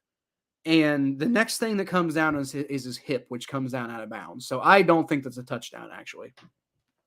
But, oh my God, dude. Oh my God. What an amazing, I don't think it's going to count, but what an amazing attempt at a grab there by Noah Brown. Just, if he could have just, gotten his feet down a little quicker. Or maybe, it's hard to say if he could have gotten his hip down a little earlier, but because the ball was where it was at, so his hip was going to be in the position that it was going to be in. So if you're relying on your hip to come down, then I don't think you have much of a chance. But it's just a shame that he wasn't able to get control of that ball before his feet came up off the ground. But I don't think that that's a touchdown. Yeah, what a catch, dude! Like even if it's not going to count and it's going to get forgotten about, but dude, I'm going to give praise for a really amazing effort on a catch. Like right now, it's obviously not going to matter a hill of beans eventually. But I just want to point out that was an amazing effort, and I was very impressed by that attempted catch there. Need to use him more. They stopped when Michael Gallup came back. Well, you never know, man. So I mean, you got CeeDee Lamb and Michael Gallup are obviously your 2 main guys. But kind of reminds me of last year when you had Jamar Chase, T. Higgins, Tyler Boyd, and you had Auden Tate who a lot of people don't remember was like a damn good fourth option for the Bengals. And they barely ever used him. I kind of wish they would have used him more because it's just like that would have been one more weapon in our arsenal. I feel like you got a similar situation here with that guy, based on what you're telling me and off of the play that I just saw. Like, I think you got somebody who could potentially develop into something good here, man. Where's he on the depth chart? I'm actually kind of curious. According to our lads, he is the third receiver. So, I mean, you really could use him more, honestly. If he's your third receiver, and I mean, you got CeeDee Lamb, you got Michael Gallup, but you can still feed your third guy. Although, you see, the thing is, the Cowboys also use their tight ends a lot. So I'm thinking like from a Bengals perspective, right, where we hold on. Yep. Okay. So they're saying it's not a catch. I agree with that. Like, it sucks, but he came down his hip came down out of bounds. I didn't even think he got it at the time. And then I saw, they signaled a touchdown. Like, wow. But yeah, with the Cowboys, man, I was thinking from like a Bengals perspective because we use our wide receiver so much. We have like one tight end who we use a lot. But with you guys use your tight ends so damn much that it's I can see how it can be hard to feed him. All right, so Cooper Rush is going to wind up to pass again and gets that one batted down. So it's going to be 3rd and 10. And it wouldn't be like the most fun thing in the world if you don't get a touchdown here. But like, man, if you don't get a touchdown here, the fact that you got down here at all, you go get points before the half, like, do something, right? Although then again, I wonder if they're going to go for it. Because you're already down here, you don't think the Eagles are probably going to go get points anyway. So I just wonder if they go for it on 4th down here. Cooper Rush going to wind up, and it gets tipped. Is way too short there for Michael Gallup. Actually, almost gets tipped to Michael Gallup. So the defender almost assists Cooper Rush with the throw that was like, way too short. It was a terrible throw though by Cooper Rush. Almost gets assisted into Michael Gallup's hands there. But it's just a little too far behind him. But yeah, I mean, like without that tip, there's no way Michael Gallup's going and getting that throw. Like that was just way too far. That was way too far to the left. I don't think that was getting anywhere near him until the tip. And obviously, it would have been a difficult catch to make with the tip.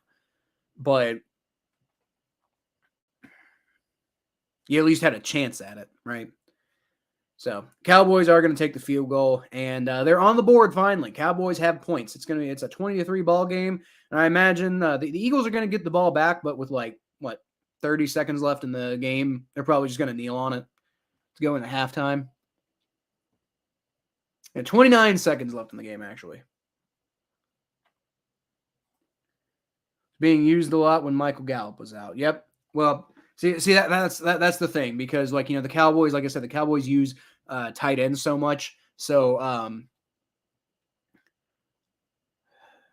yeah, who is it? I mean, not only are you obviously Dalton Schultz is Dalton Schultz, but you use Jake Ferguson a lot. And then you got CeeDee Lamb, and then you got and then with Michael Gallup in, it's like I mean, maybe you could take throws away from Jake Ferguson, I suppose. But, I mean, you're not taking throws away from Dalton Schultz. You're not taking throws away from Michael Gallup. You're definitely not taking throws away from CeeDee Lamb. So, I mean, it'd be cool to see them use Noah Brown a little bit more. But you also want to run the ball sometimes. Especially you got Tony Pollard, who's a real good, kind of utility option. And then Ezekiel Elliott, who should be pretty damn good, right? So, I mean, that's the thing. All right, so Eagles are going to come out here. 1st and 10. I imagine they're probably just going to kneel on it here, though. Run the rest of the clock out for the half. And that is not accurate, actually. No, they're in shotgun formation. So I guess the Eagles are going to go try to maybe see if they can get their own field goal. So Jalen Hurts is going to – oh, never mind. He's just going to hand the ball off to Kenneth Gainwell, who's going to fall forward for about a 5-yard pickup, maybe 4. Doesn't really matter. So So they're basically doing what I said they were going to do, just instead of kneeling on it, they're running ball. Because I guess that makes sense, right? Like, I mean, if you really feel like really sure about your running back's hands, and maybe you can just see, hey, maybe he's going to like break a big one, and then you get like a touchdown. But if not, run the clock out.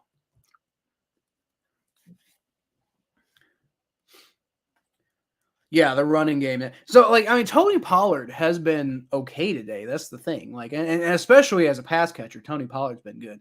But I mean, Zeke ain't really doing a whole lot. And honestly, your biggest problem right now is Cooper Rush is super inaccurate. He's looking like the backup quarterback that he's supposed to be. So, but I mean, like, Tony Pollard's averaging 4.4 yards per carry, man. So I mean, he's not doing too bad. And even as I like criticize him, Zeke is getting like 3.8 yards per carry, so that's not too bad. I mean, that's enough that if you did that all the time, you get first downs and get all the way to a touchdown, right? So I don't think it's so much that the running game needs to be better. I think it's that maybe potentially they should be trying to run the ball a little bit more, because like, I mean, the thing is they've got what 10 attempted carries today, and Cooper Rush has 16 attempted passes. And honestly, your running backs are doing better than Cooper Rush. But the problem is it's hard to do that because the way this game just kind of fell. Like before you knew it, it's like, the first half was really competitive.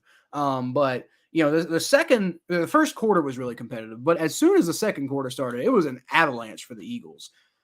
So I mean, my thought process is like, maybe early on the Cowboys could have been running the ball a little bit more. Although I think the running game took a little while. I think that was part of it. The running game took a little while to get going, and by the time it did get going, the Eagles were already up pretty substantially. Like, I mean, don't forget, the Eagles went from like, a 0-0 tie where it looked really competitive to 14-0 because they had a really good drive, and then Cooper Rush threw a pick, which the Eagles capitalized on quickly. And so now it's suddenly 14-0. And I mean, you want the run game to step up, but it's hard to get the run game in a rhythm when you're so far behind now, because you got to push the ball down the field quickly and you got to catch up. Like that was what I was saying was the danger with the Eagles, because they're so explosive. They have so many weapons on offense that if they can get that big lead, and their running game is so damn good, if they can get that big lead, then all they really got to do is just run the ball and manage the game, manage the rest of the game away. So, I mean, that's just the danger when you're playing against the Eagles, because they have an explosive passing game and that running game is just so stellar. So, yeah. Cowboys, I think the biggest problem with the Cowboys, quite frankly, though, is like their defense just kind of fell apart out of nowhere at one point. And then the second biggest problem is the fact that Cooper Rush has been really inaccurate. So it's like earlier you were like, I don't know why they didn't play Dak. But like the thing is, I don't think like you're winning this game with Dak in there, but you're definitely not down 20-3 with Dak in there. Or I mean, maybe you never know. Maybe Grossi raid. Really? Dude! Hey! For real. Tom Grossi. That's awesome, dude. I'm such a big fan. I am dude, that you're like the whole reason I do this show, Grossi. That's awesome, dude. I'm a member. I'm on your streams all the time, man. That's fucking awesome. Hey guys, what's up, Grossi Posse? All right. You guys enjoying this game? Because I'm not. It's not a very good game. But we got 163 people watching right now. 197. That's awesome. Feel free to subscribe to the channel, by the way. I put out content all the time. I'm a Bengals channel. But I mean, I put out power rankings and everything like that. So, I'd love to see some of y'all on my channel, man. But dude, Grossi, that I'm so that dude, this thing is going crazy, dude. Tom Grossi, I love it.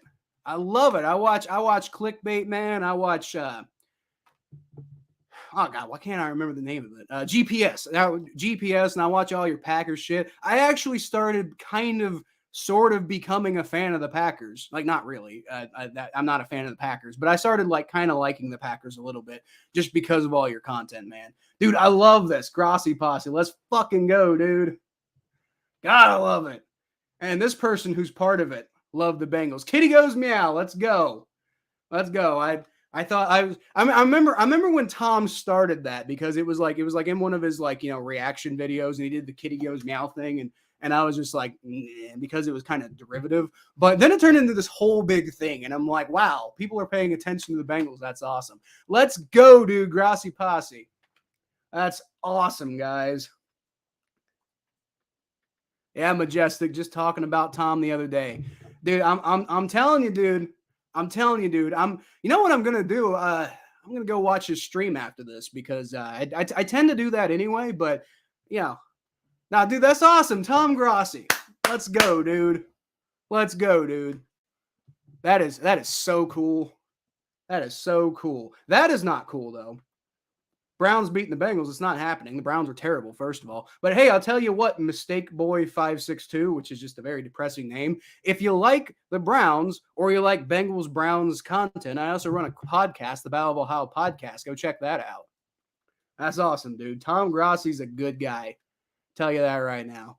Back down to 3 people watching in the chat, but that's okay. Like I mean that's God, that's so cool, dude. That was awesome. If anybody talks to Tom, tell him I've been trying to get on that show, man. Such a big inspiration. But yeah, anyway, we are at halftime at this point, and I'm telling you, like Cooper Rush has been a big part of the problem for the Cowboys right now, right? So he just needs to be more accurate. That's the biggest problem. Like Cooper Rush, like the Cowboys kind of had something going on early on, but they keep falling apart. They need to develop some consistency. That's the biggest problem that they're having. And now, I mean, I'm sorry, Majestic. I'm not trying to like kill your buzz or anything like that, but the Cowboys kind of don't really have much of a chance to come back in this game. Now they still totally can. Like obviously, I'm a Bengals fan. Like I saw the Bengals like have huge comebacks against teams like the Chiefs last year. Totally still possible, but the way that they're playing right now, they need a lot. But I mean, honestly, like the way this game's been going, I don't think Dak solves those problems right now. Now, I think Dak's going to certainly. I think y'all will win a bunch of games when Dak comes back because I think Dak will get this offense going. Y'all probably won't play like this most weeks, but. Yeah, Cooper Rush has definitely been a bit of a problem today. That's definitely been a bit of a problem. All right. So no way, by the way, that I'm going to be able to catch up with all of those comments. But for those of you who did stick around from Tom Grossi's like boost that he gave me, I'm not big enough to have super chats, so I just put the best comments up on the screen. So let's see how do they just come like 50 of them? So Matthew, Tom Grossi's like one of the biggest football YouTubers out there, and he'll do these raids where he like instructs his chat to go like blow up somebody's stream, and you just have a bunch of people come in, and it's really awesome because it helps a lot of us small time creators, potentially reach a wider audience. So I don't know how many people just subscribed to my channel, but I probably had a decent number, right? I probably, at the very least, I'm going to go to my channel and see, oh, hey, look, new subscribers. So that's going to give me a chance to put out content for them to enjoy. And then, it's a chance to grow. And I love that he does that, man. I've participated in quite a few of them too, but they all came from a completely different chat. And they just, they blew up my stream to show some smaller streamers some love. So that's basically what happened there. Big surprise. Andy Dalton is a Bengals fan. Is he though? Is Andy Dalton a Bengals fan? Because like I don't know if Andy Dalton's a Bengals fan. Like I'm sure like he kind of is a Bengals fan, but he was also really salty. For good reason, by the way. Like we kind of like did not do him right at the end there. Like Mike Brown talked about doing right by him, and then we didn't. And he kind of ended up like being forced into a backup situation that he's never really gotten out of because of the way that we just held on to him. Instead of like, we should have just traded him. Right. But we didn't do that. And he was kind of salty after that. And like, he was kind of like talking a little bit like not trash with Bengals fans, but like the most you're going to hear out of somebody like Andy Dalton talking trash. Right. Like he was like, oh, we started shutting down our charities and stuff like that. And I don't think it was necessarily meant to talk trash because he's Andy Dalton, but it was still like it kind of felt like he was a little salty. So if he's a Bengals fan, then that's cool. I'm glad he's a Bengals fan. I'm a big Andy Dalton fan. I got an Andy Dalton jersey in my closet there. Y'all probably if you subscribe to the channel, y'all probably see me. If y'all subscribe to the channel, you'll probably see me bring it out at some point. But yeah, no, I mean, I'm a huge Andy Dalton fan. Like when he's not playing against the Bengals, which by the way, thank God we're not 0-3 against Andy Dalton now. Like that was bothering me. The fact that we play him every year and still can't beat him. That was bothering me. But you know, now that we've beaten him, I feel a lot better about it. And I root for Andy Dalton outside. I mean, like I was always one of Andy Dalton's biggest supporters in Cincinnati. A lot of Bengals fans wanted them to like get rid of him and this, that, and the other, whatever. It's, oh, we should have drafted Lamar Jackson. But like, honestly, Lamar Jackson wouldn't have helped at the time. Like we probably would have just like screwed Lamar Jackson, you know, honestly. Like the fact that Joe Burrow ended up being good was kind of surprising because it's like we weren't really ready for a good quarterback. I don't think Lamar Jackson would have helped, honestly. So all y'all, in case all y'all need to know, Matthew Thompson was my first subscriber. So 141 likes on the stream. Is that right? I'm just up on StreamYard right now, so I don't actually have access to likes right now. But that's awesome, dude. God, I love Tom Grossi, and I shout him out on the channel all the time too. Like usually on like my power rankings, I'll bring up whatever he was talking about, but I'll also like you know, from like I had this one video where he was like talking trash about the Bengals earlier in the season, and then I did like him and Zach Schaumler and a couple other people. I got some clips from them talking about how the Bengals were going to like ruin Joe Burrow or it was going to be so terrible, and now we're in the Super Bowl. So it's just good fun, right? Just good, clean fun. Andy Dalton is a legend. He's the Red Rifle, baby. Andy Dalton. You saying I look like Andy Dalton? Yeah, I know. I get that a lot. Look like never got that when I was younger, but like ever since I've like, you know, I'm like 30 now, right? And I'd say ever since like 25, I started getting that more often. I used to like you go see old episodes of the show, you'll see I used to kind of keep my hair in a mohawk. And before that I had like long hair and stuff like that. So like this style I'm doing here kind of looks like Andy Dalton. The difference is Andy Dalton has this glorious beard that I mean, like this is months of work right here, right? I cannot. I wish I could, but I cannot. Andy Dalton is a legend for that beard alone. Any word on the new indoor practice facility? Well, it's up and running. What word do you want on it? It's like when you drive across the bridge, you can see it. It exists, and they've. I believe they used it for the Saints game. They used it to practice for the Saints game because it was an indoor game. So they're like, we're going to use the bubble to simulate the environment we're going to be in. Need the Cowboys to do bad on offense. I have a 2-point breathing room this week on fantasy. My boy Majestic YT probably won't be too happy with you on that one, but fair enough. It's covered and nearly complete, David. No, it is complete. It is complete. And like I said, I think they used it for the Saints game. Would they be allowed to use it this year? Again, I think they already used it. Dalton helped pull you guys back to where you are now. Sort of. Like if y'all remember in the 90s, the Bengals were really horrible as the Cowboys kick off to the Eagles, and it looks like it's going back for a touchdown or touchback. God, the Cowboys don't need a touchdown on the kick return. That would be terrible. But Dalton helped. Like there were a lot of good stuff that Dalton had. But honestly, like the Bengals were already starting to get better. Like during the Carson Palmer era, like the 90s, everything was just like disgusting. And like how can you possibly like how bad the Browns are now? That was the Bengals in the 90s. Right. And then like, you know, Marvin Lewis and Carson Palmer started turning that around. Andy Dalton comes in and they make the playoffs 5 years in a row. So, you know, that's good, but they also kind of fell off as Jalen Hurts rolls out to his right and gets the ball out to, I believe, Dallas Goedert. Is that right? Who jumps out for the first down. So it's just the Eagles offense doing what the Eagles offense does yet again. Daniel J. Tom is now going to upload his post-game reaction to the Jets beating the Packers. I'm looking. I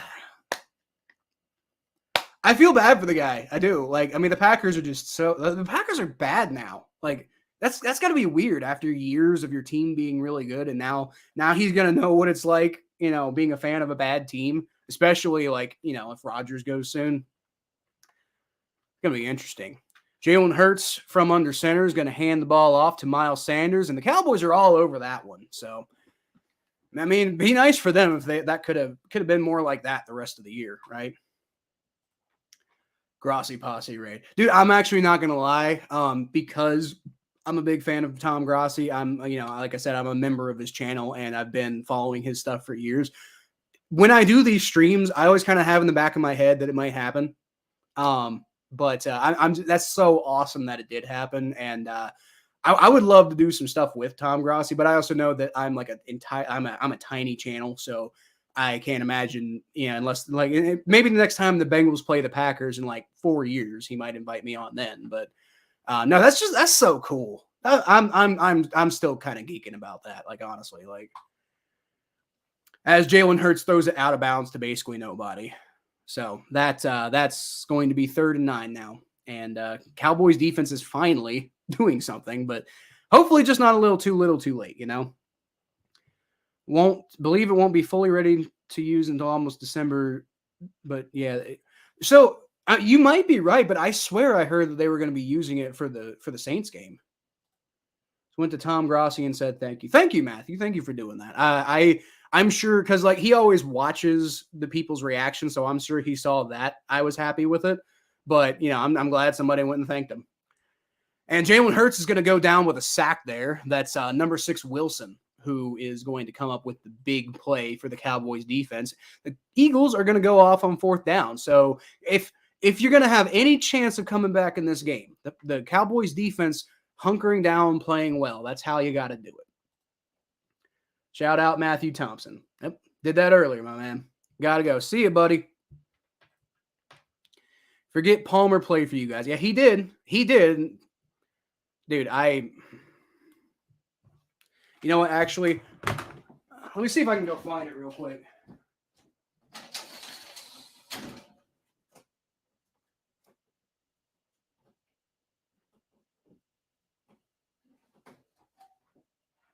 Nope, that's not it.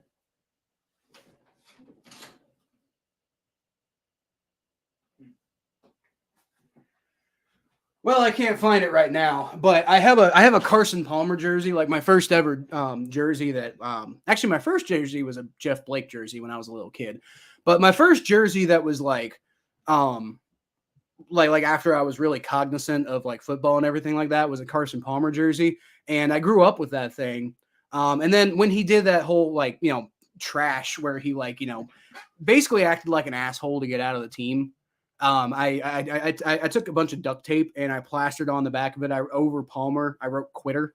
And I still have that. That happened 12 years ago and I still have that jersey. So that's awesome. Tom's going to be posting his post-game reaction. He's not happy at all. Yeah, I can't imagine he's happy, dude. That was such a bad, like, dude. I was streaming the Saints.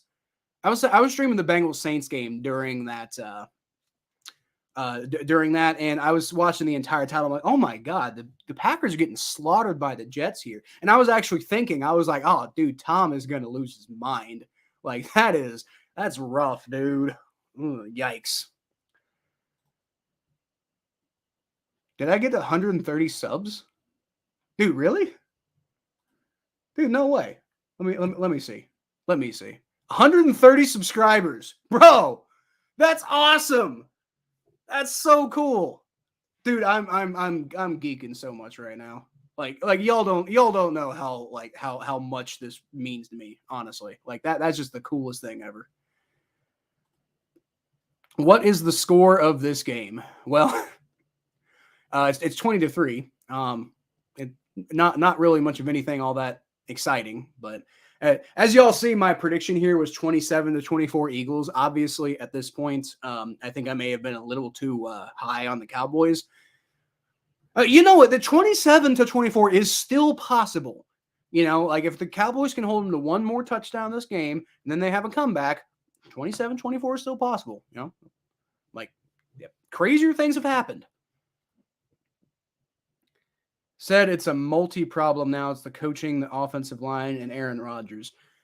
I've heard a lot of people talking trash about Matt LaFleur lately, and I'm like, man, they really turned on that guy out of nowhere. As Ezekiel Elliott is going to take the ball, and he's going to get swallowed up. The Eagles are all over it. I believe that was Zeke anyway. Nope, it's Tony Pollard. I'm sorry.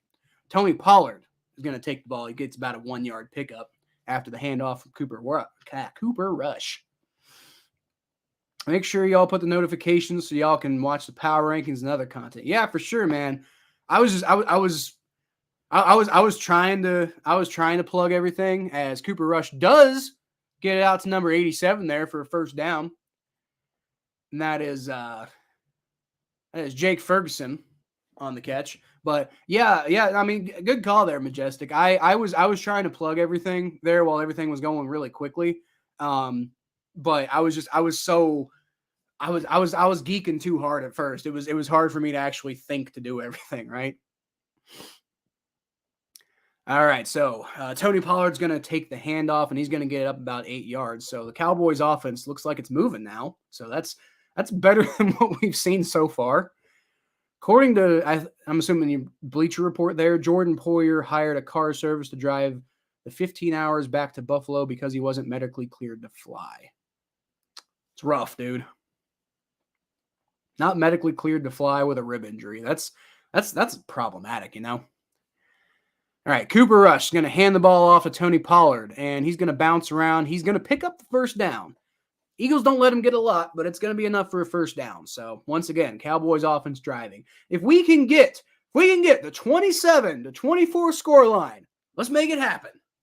Let's make it happen. Unless, obviously, unless you're a Majestic YT or any of the other Cowboys fans, and obviously you probably want the Cowboys to win.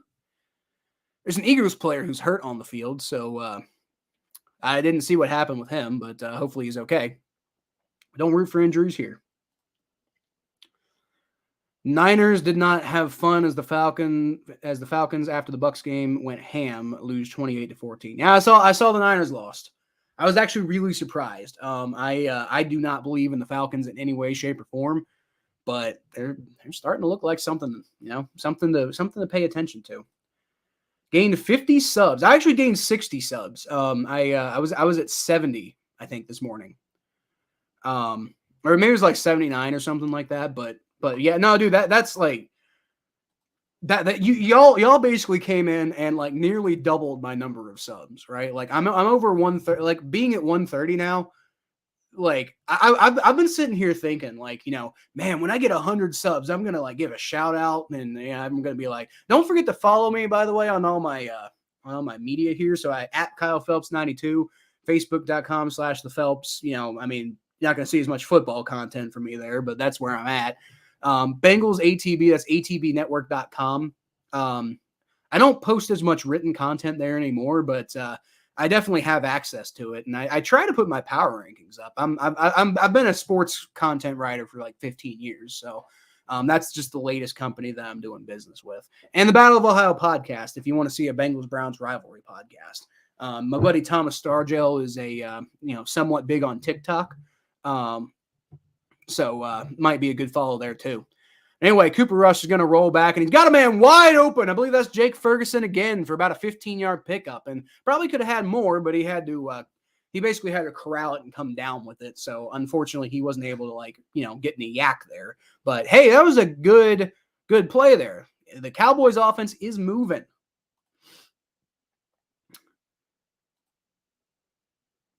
Shocked to wake up and see the 49ers got done in by the Falcons. Yeah, I was shocked that it was like.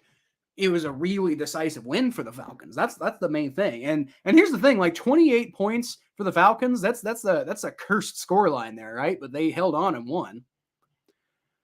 All right, so Cooper Rush is going to hand the ball off to Tony Pollard. He's going to get about 6 yards on the play. So that's exactly what you want to see if you're a Cowboys fan, man. Here's the thing. If you go get a touchdown here, it's a 10-point ball game. And I mean, it's starting to you still have a chance You know, I know I said earlier it sounded like insane, but you got a real chance, you know? You got a real legitimate chance. Injuries, man, Niners keep getting them. We're looking worse because of them.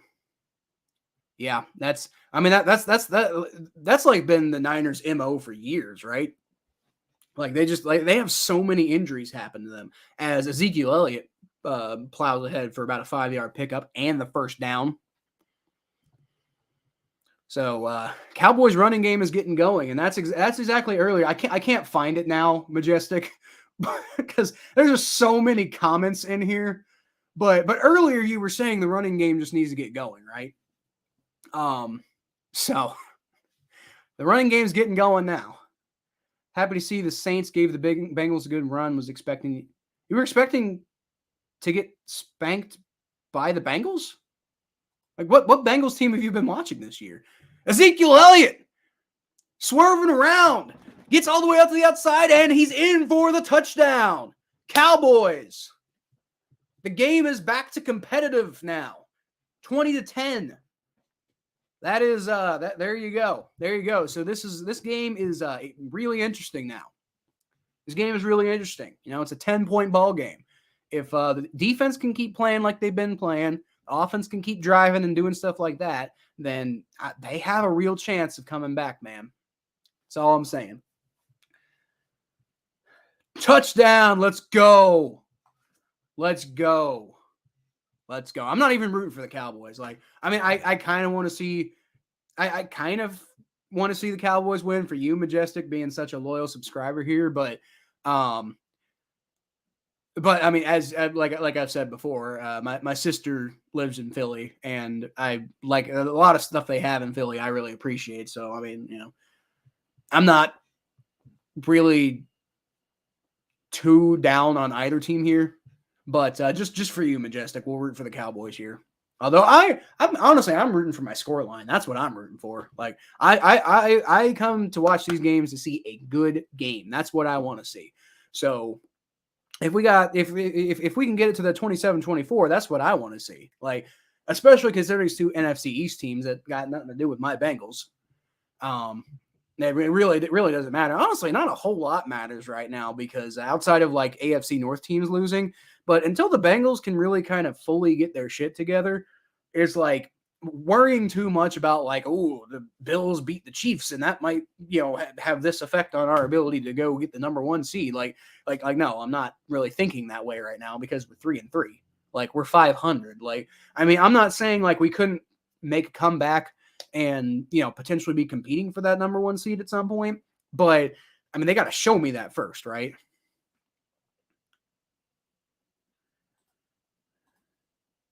Where's my stream mod? I'll be honest, like, dude, I would love to make you a mod, Majestic YT. I just don't know how to do that.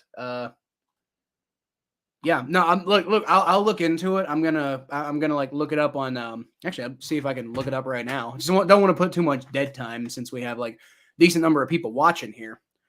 But let's see. How to make someone a mod in StreamYard. That requires me to watch like a video. So if you can tell me, you have to do it from YouTube. Okay. Let me see if I can. Because yeah, you totally deserve to be a mod, Majestic. You are by far and away one of my best followers.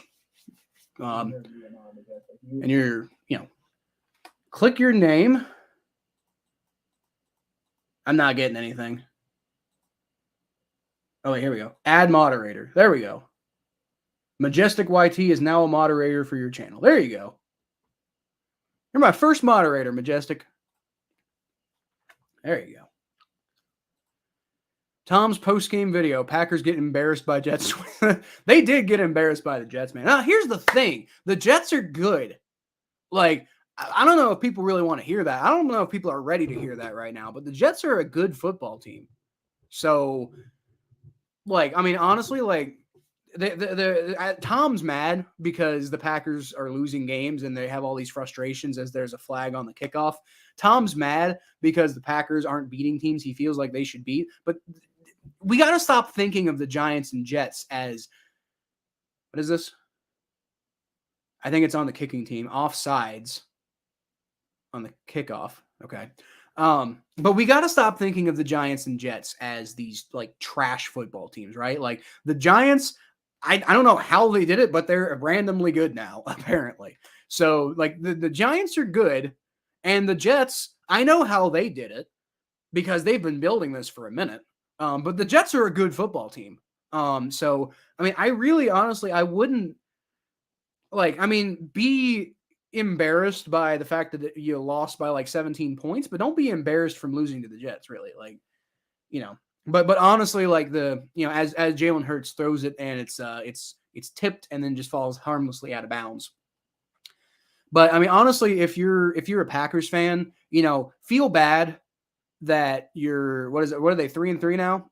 And it really feels like they shouldn't be, and it feels like they're making a lot of mistakes that they should be a lot better than they really are. And your expectations are so high for a team like that you're frustrated that they're kind of more of an average team now.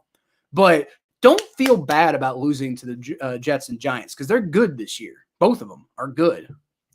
All right, Jalen Hurts drops back. He throws, almost picked off by Micah Parsons.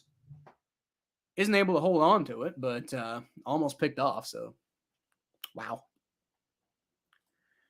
When the coaches have the locker room, the team actually believes they can win. Goes really far. You see, that right there is why, everybody and their brother wants to fire Zach Taylor because Zach Taylor's got, this, that, and the other problem. And yeah, is he like the perfect coach? And does he have his flaws?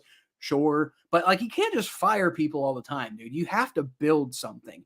And obviously maybe holding on to Marvin Lewis for 16 years for no reason. As there's a flag there on the defense, unsportsmanlike conduct, taunting. God, I hate the taunting rule. At least they don't call it as much this year, right? But I forget exactly what role I was on. Let's see. Oh yeah, coaches making the team believe they can win.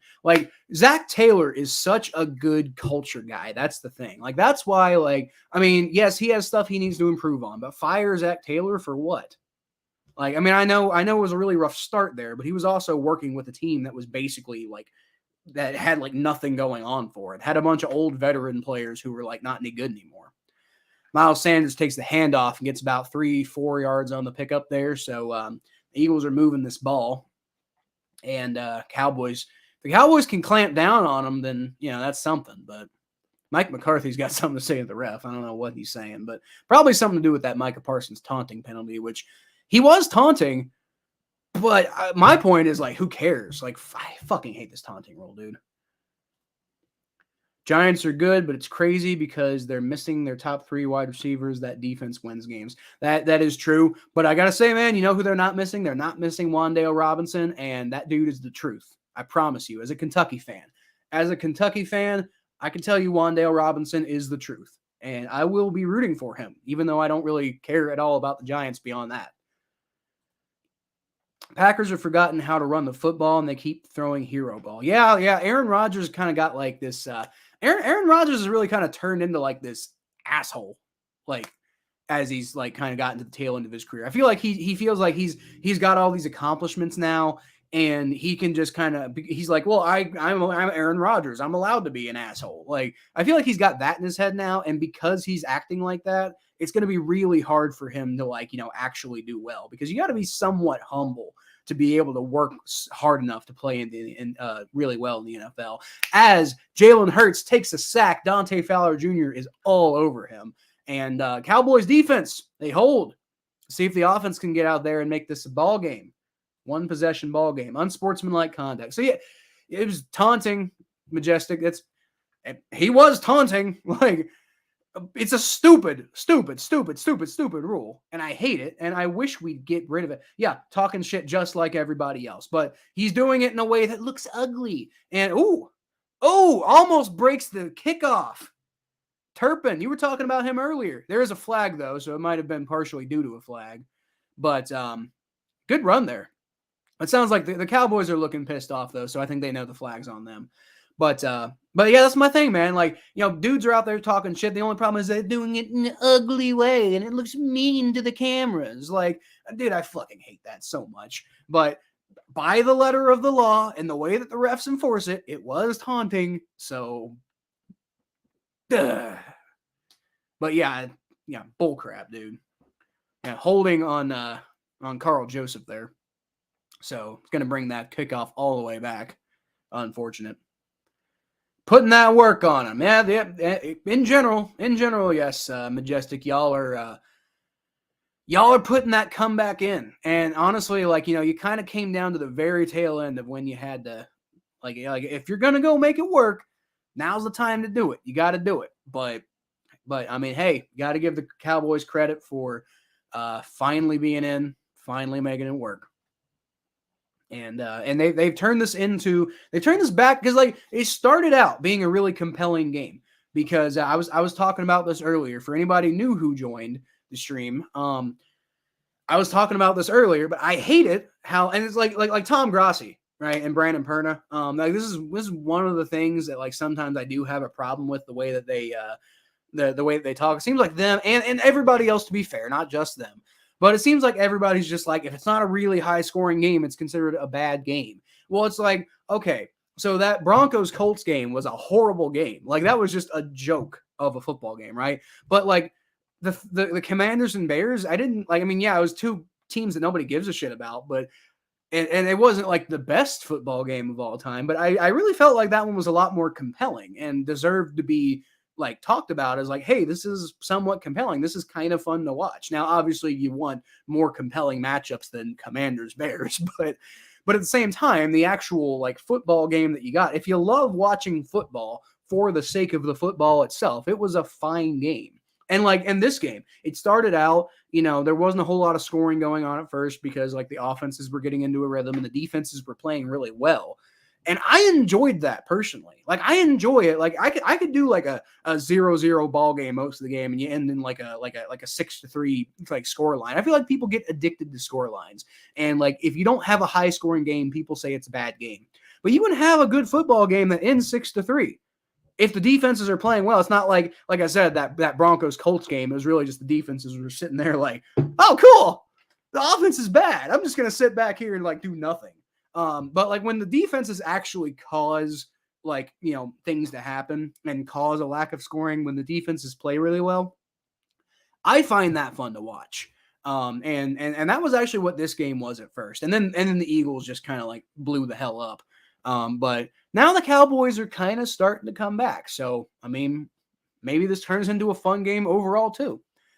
Although not with Cooper Rush overthrowing the hell out of CeeDee Lamb like that. Got the ball at the 8-yard line, and he throws to the stands. I don't know if he was trying to make some little kids' day or something like that. Come home with a football. I got an NFL football. Although the NFL the NFL would probably make him give the football back because that's what the NFL does. Oh, looks like an Eagles player hurt his hand. Number 23, who is...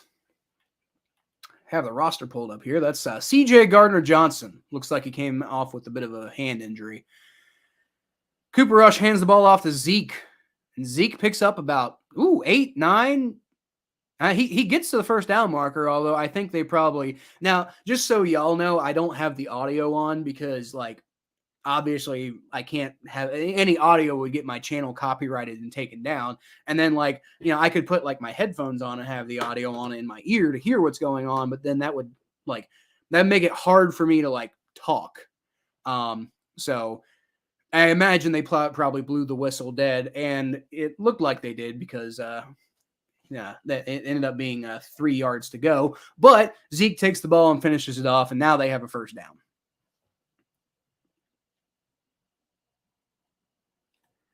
Give me a low-scoring defensive battle any day of the week over a high-scoring offensive game. I'm not even saying that. I'm not saying I don't like high-scoring games or even that I prefer low-scoring defensive games. I'm just saying...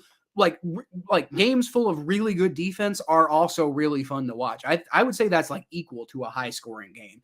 I mean, outside of 9-yard pickup there by Michael Gallup, but outside of insane games like you have with You know, like the Chiefs and Bills in the divisional round of the playoffs last year. That was really fun. That was a super high scoring game, and the fact that it was so high scoring was really cool, right? Especially the way they just scored so much at the end. That was so much fun to watch. But at the same time, not every high scoring game is like that. Sometimes it's just really bad defense, and that's not necessarily all that fun to watch. I mean, it's probably more fun to watch than really bad offense because you at least see cool acrobatic things happening. But at the same time, I think like a good defensive game is just as fun to watch as a good offensive game, right? All right, and Cooper Rush is not going to be able to get that one to anybody. So we're going to go to 3rd and 1 now. So glad you gained some subs because of Tom Grossi. I would have next. Yeah, I kind of had a feeling that might happen at some point, Majestic. That's especially on these Sunday night streams because I know he does stuff like that all the time.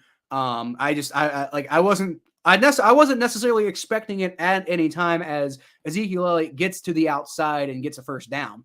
But I wasn't necessarily expecting it to happen. I figured if I just kept doing these streams, eventually he would do it because he just kind of does that.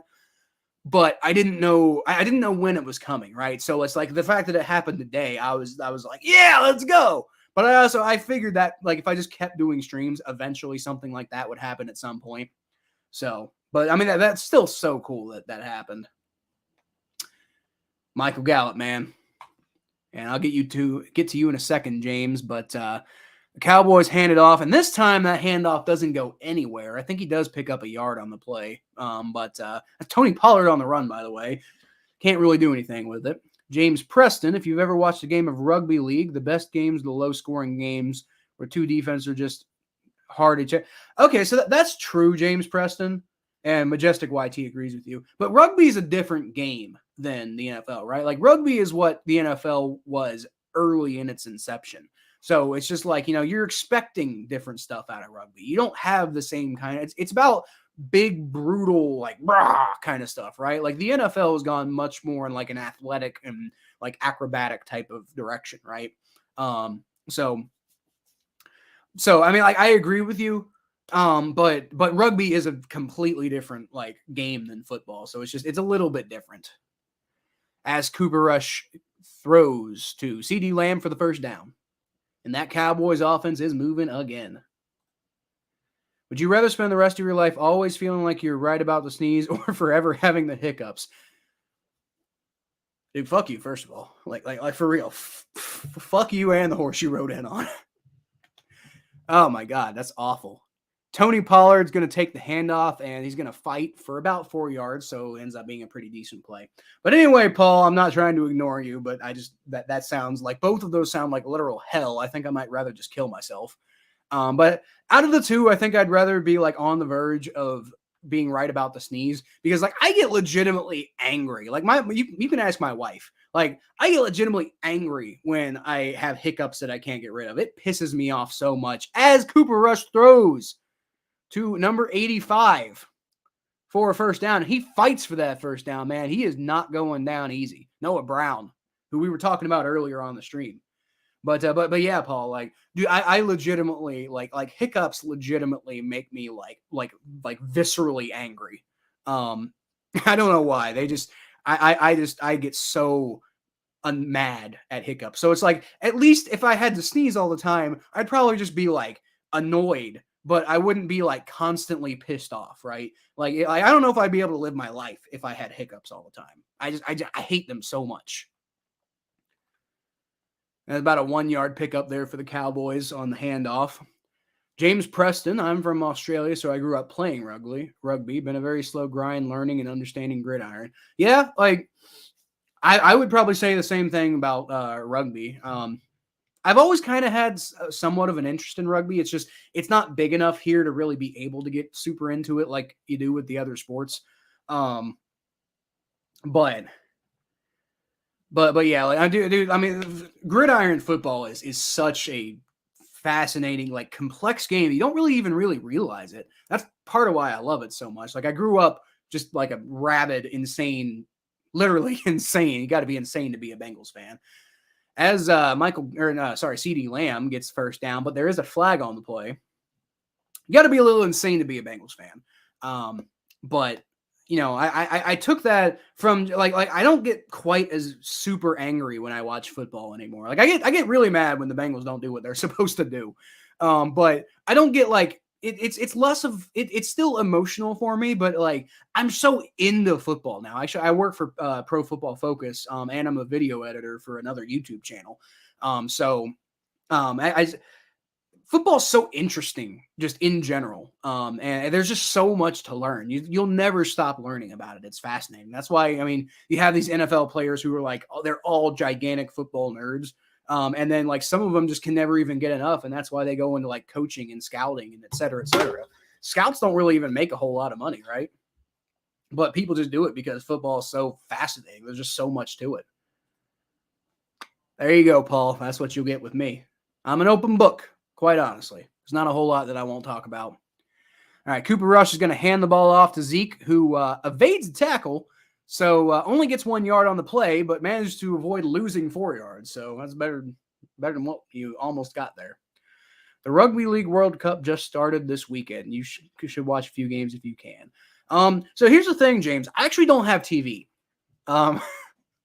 I don't really have. I have a bunch of subscription stuff. I watch the NFL through NFL Game Pass International, which you if you're from Australia, I think you can get. But if you're not, then you can just use VPN and get it that way. But I don't actually. If they play rugby on TV, I won't see it because I don't have TV at all. All right, flag on the play, but Cooper Rush is going to try to throw for it all to Hendershot.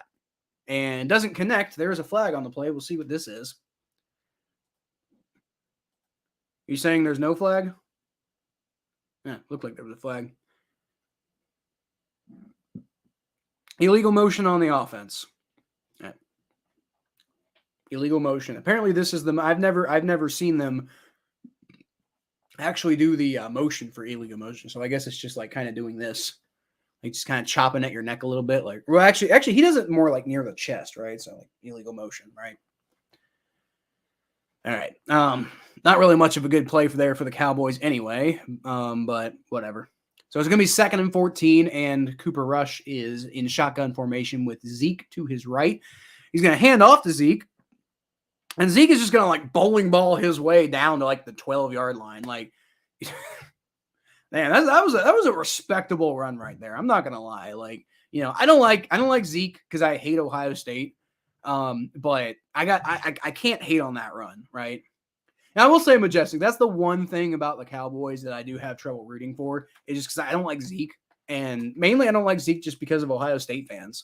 So I mean that's the one thing I think would be like there's not really a player on the Eagles that I don't like at all. But the Cowboys have Zeke, and I if they played more Tony Pollard, I'd root for them more. But obviously they're not going to do that because, Zeke, for as overrated as I think he is still ultra talented. So it's just like, how are you going to justify not trying to give him as many carries as you can?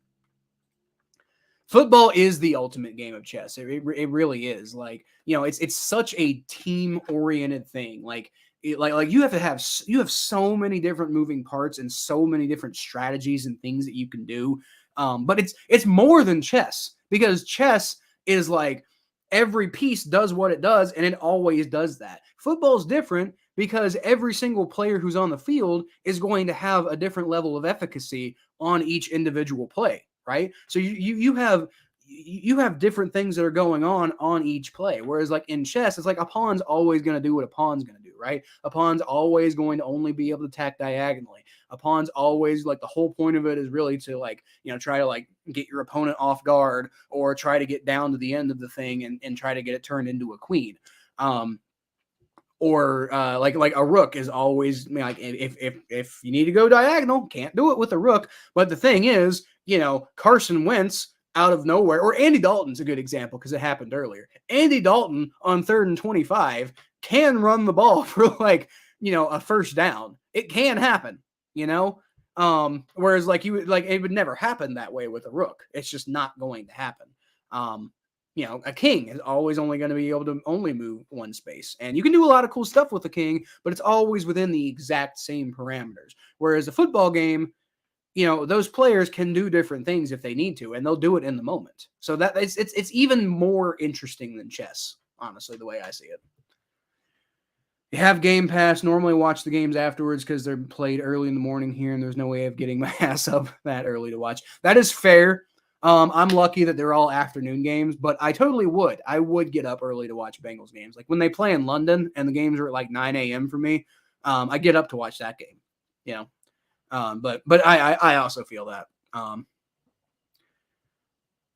Honestly, like the American version of Game Pass, if you don't use the VPN, that's the only way that you can watch them on Game Pass anyway, is after the fact. So that is pretty much how it is like that. Finna be a 3-point game. That's what I was saying, Majestic. If the way the Cowboys kind of turn things around, if they can get a touchdown, this is suddenly a really interesting ball game, and it almost wasn't. Cooper Rush throws the ball, and he does get a first down. There's a flag, though. Flag in the backfield. So that's either going to be some sort of like a defensive penalty, or maybe it's like offensive pass interference. Nick Sirianni looks a little pissed, though. So, I mean, maybe it's on the Eagles. I don't know. Comeback season. I'd love to see it, dude. Just for the sake of having something interesting to watch, Just saying, have YouTube opened up on your phone or something, another tab on your PC.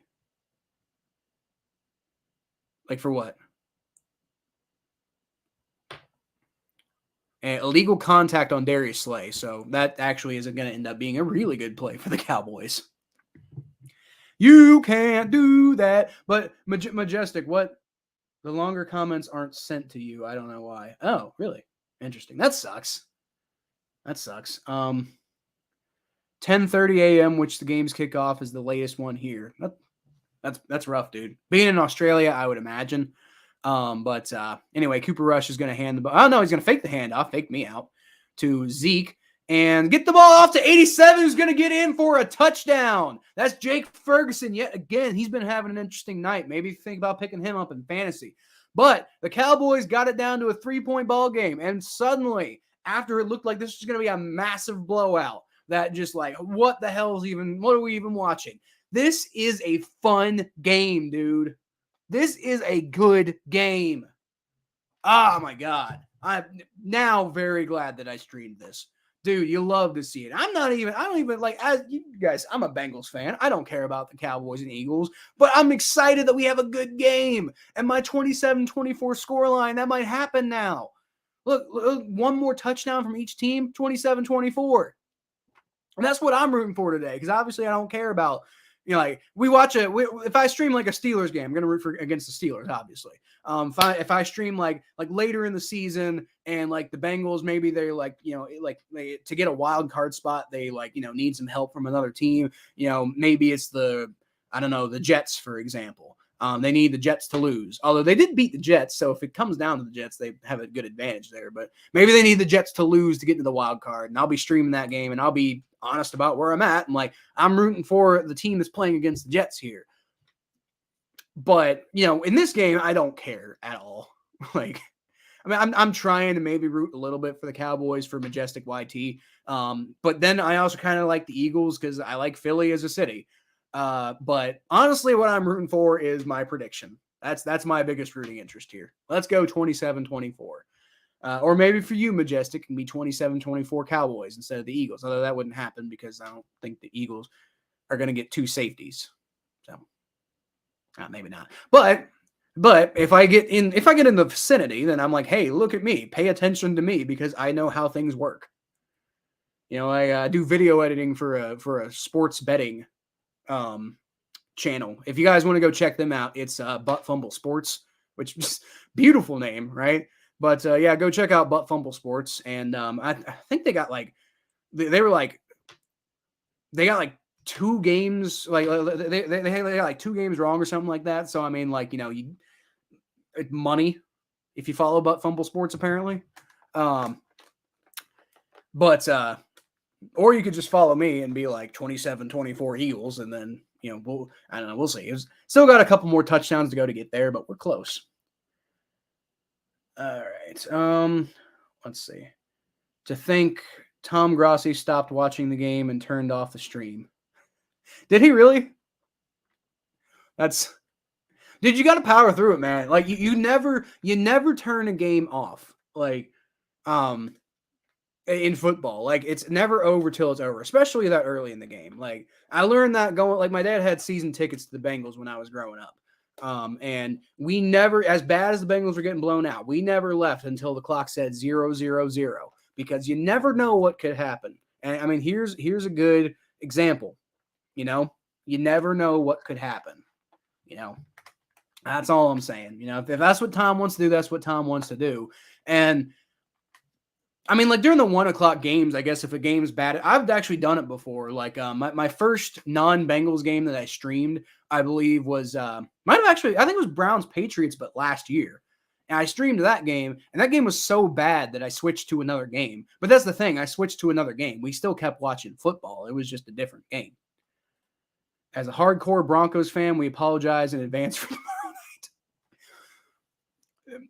Dude, all I gotta say is like, I knew that Russell Wilson wasn't going to like turn things around for the Broncos right away. I do think if y'all can figure out how to use Russell Wilson right, then, you know, things could end up still turning around with Russell Wilson. But it's like most of the time when a free agent shows up at a football team, I know Broncos are spoiled because of Peyton Manning, but most of the time when that happens, it doesn't click right away, right? Just like with like, you know, rookies and draft picks, it takes some adjustment time. And so the fact that everybody thought that the Broncos were immediately Super Bowl contenders because of Russell Wilson, as Miles Sanders gets a 13-yard pickup for a first down.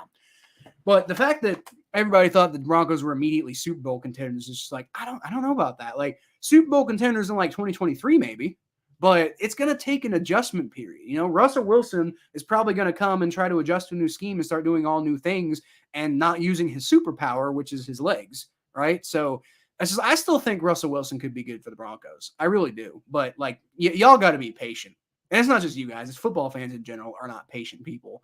As I was just explaining earlier with my thoughts about whether or not like Zach Taylor is a good coach or not. Like, dude, it's fine. You just got to give it some time.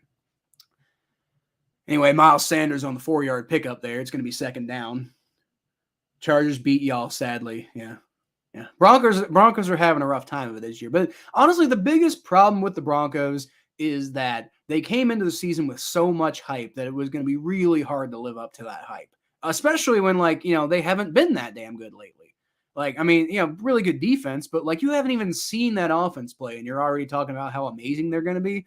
Like, you just got to temper those expectations. That's the only problem, I think, with the Broncos. And actually, interestingly enough, when I was growing up, the Broncos were my second team. I was a big John Elway fan when I was a kid. All right, Miles Sanders is going to take the ball, and he's going to get swallowed up. I think he gains about a half a yard, but that's it. But yeah, dude, no, I was a big fan of the Broncos. You know, John Elway, Terrell Davis, that whole thing. I was real into that. And then I was also a real big Jake Plummer fan when I was a kid. It was like around Jay Cutler is when I kind of started being like, I don't really care anymore. And then like I don't like Peyton Manning as a human being. So I kind of like Peyton Manning's when I really just kind of stopped at all. I was just like, I don't care about the Broncos. I'm glad they won a Super Bowl, but even then I was almost kind of rooting for the Panthers at that point, just because, like, you know, I like Cam Newton better as a human being. I know he's crazy, but still. All right, Jalen Hurts is going to keep it and run with it this time, and he picks up the first down. So Cowboys defense doing an okay job right now, but not quite good enough. Now, if they can hold them to a field goal, Cowboys have a chance to go down and take the lead with a touchdown. But, you know, it'd really, really be nice. Wait, yeah, with a touchdown. It'd really, really be nice for them, though, if they could just stop them. But I feel like I'm saying the same thing I was saying on my Bengals stream earlier, right? Paul, you poor man. Yeah. Right now, the Broncos are rough. 27-20 or 24-20. I said 27-24, man. All right, so it's a pitch to Boston Scott out on the right. Or on the left. Picks up about 6, maybe 7. Depends on where they spot it. Been a little tough so far. Yep. This year, definitely, especially with all that hype. Could have given me 1/20th of what you're paying Wilson, and I'd probably do a better job. I mean, maybe, just because you'd be brand new. And, I mean, you know, NFL teams. Now, I mean, okay, you know what? Never mind. I was going to take that seriously for a second, but, like, come on. obviously. Let's be honest about how like the NFL works. All right, Jalen Hurts, shotgun formation, motions Miles Sanders to his right, and pitches it to Miles Sanders now, who avoids a defender but isn't able to avoid the entire defense and picks up about a yard on the play, but not really going to be enough. Then he looks up an hour and a half later and sees Cowboys win. Game's over with. Yeah, and then looks up an hour and a half later and sees the Cowboys win. See, that's what I'm saying, dude. You gotta like stick with it, right? You gotta stick with it because football is just insane like that. Like he didn't, and to his credit, he didn't turn the game off in the AFC Championship when the Bengals came back against the Chiefs, right? So I mean, it's just like this is just how football works sometimes. Kenneth Gainwell, I like that guy, former Memphis Tiger. Takes it, gets about 5 yards on the pickup, and that's going to be enough for the first down. So, not good if you're a Cowboys fan, seeing the Eagles offense still continuing to do fairly well. But, hey, at least it's a competitive game now, right? 150 likes? Really?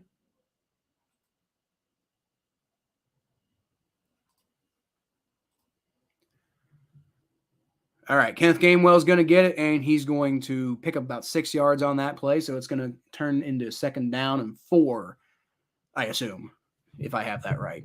Let's see. So we got 131 subscribers now. So we got even, we still got an extra subscriber beyond all that. And 145 likes, yeah. So, hey, that's cool, man.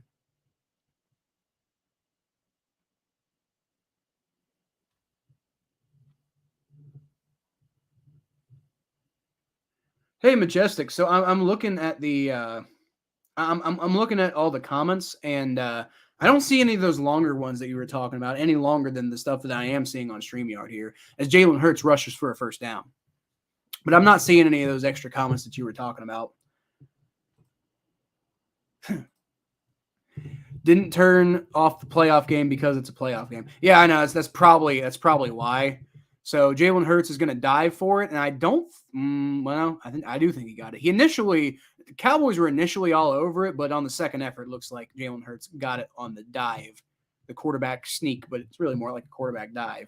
But yeah, I know he didn't turn it off because the playoff game is a playoff game. I was just using it as an example of why you don't do that, right? Like you don't turn off a game because football, you have to play a full 60 minutes, and a lot of times teams don't play a full 60 minutes. Not to mention, if y'all remember, the Bengals did the exact same thing to the Chiefs earlier in the regular season when they played them. It was like the exact same thing. They let them, what was it? They got shredded in the first half, and then the second half, they only allowed 3 points. So, I think that's the thing. Some of these football YouTubers, they're really into their team, but they don't really get super into the rest of the NFL. And I know Tom Grossi covers the rest of the NFL, but it doesn't seem like he really digs into the rest of the NFL a lot, because I'll hear him talking generalities, especially on his power rankings about a lot of the other NFL teams. So, I mean, stuff like that, you should know. If you pay attention, you should know, oh, hey, something like that's happened before. As Jalen Hurts gets the ball out to A.J. Brown, and he is spinning and winding his way, gets the first down, and gets it all the way down for about a 15-yard pickup. A.J. Brown, what a guy. But yeah, man, you can't turn a game off. Can't turn a game off. And this is what happens. It's like the same people who get posterized for leaving an NFL game early, leaving the stands at halftime because the game isn't going your way, and then trying to hammer on the gates to get back in. Touchdown to Devontae Smith. That's what I'm talking about, man. There's so much more football left to play. And I mean, I know the Eagles are just controlling this game, but I mean, this is fun, right? But like I said, the people who get posterized or posterized, or actually don't exactly know how it's said, but people get posterized for leaving NFL games early, and then trying to bang on the gates to get back in when the team actually turns it around and they hear on the radio, they're like, oh, this is actually a football game now. It's happened a few times with Bengals fans, and every time I'm just like, dude, why buy the tickets if you're just going to leave early and you're not going to believe in the team? Why come for one half? Like, I mean, I know it sucks to sit there, like, especially in the fourth quarter. I've done it a few times with the Bengals where the Ravens are absolutely like beating the shit out of us. There's a flag on the play. Ruling on the play is a touchdown. Afterwards, unsportsmanlike conduct on the defense. So Trayvon Diggs was just pissed off and started throwing his helmet and stuff. So I'm not angry with that, dude. Like, let him be mad. Like, I don't know, dude. This unsportsmanlike conduct crap is just, God, fuck John Mara. Like, that's one reason to root against the Giants, right? But just because of John Mara, like, he was the guy who was championing the taunting rules and everything like that, or the taunting emphasis. But, like, God, I hate that. I hate those rules.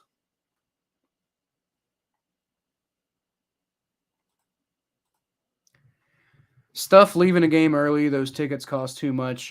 I'll stay even if exactly, right? Like, I mean, you pay so much money for that game. Like, I mean, you're the kind of person who can just like swallow like $100 tickets, for like the cheap seats, by the way.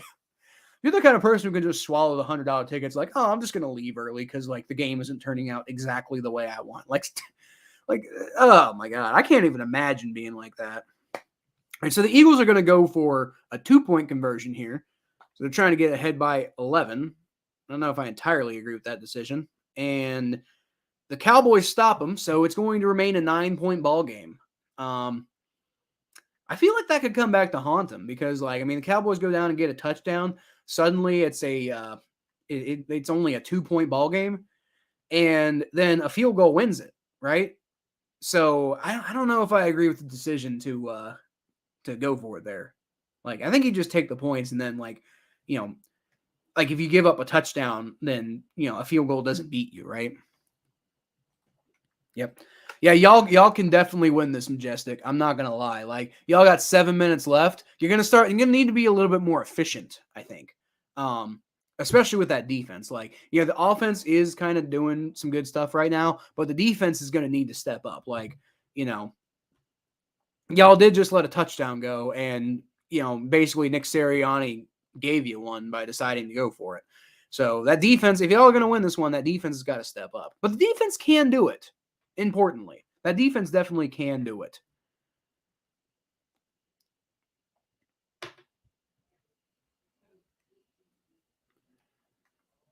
Dude, why is everybody going crazy about John Cena? Like, I mean, I know he's been like, outside of WWE big celebrity for a while now, but I don't understand. He just kind of seems like he kind of like whereas like The Rock is like a genuinely entertaining human being and like, I like can do a lot of different things. John Cena just seems like a meathead to me, right? Like, that seems like his whole thing, and there isn't much beyond that to him.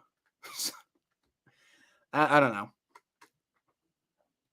Trust the defense to do this. Well, fair enough. The defense has struggled at points today, so they got to do better than they did on that last drive. But I mean, the Cowboys have a legitimate shot here. Like, you go down to get a touchdown here, you're only down by 2. If you can get the ball back and stop the Eagles from getting any points, then a field goal wins the game. And I definitely think that the Cowboys offense can go get a field goal, right? Like, I mean, they're doing good enough now as is, but they'll definitely get a field goal if that's the opportunity. So, dude, I gotta say, man, like, I was about to destroy the Cowboys in my power rankings for this upcoming week for what are they? They usually come out on Tuesdays. So, or do they come out? I forget. Wednesday or Tuesday, one of the two. But I don't know. I'll figure it out. I'll put it up the time that it normally comes out at. But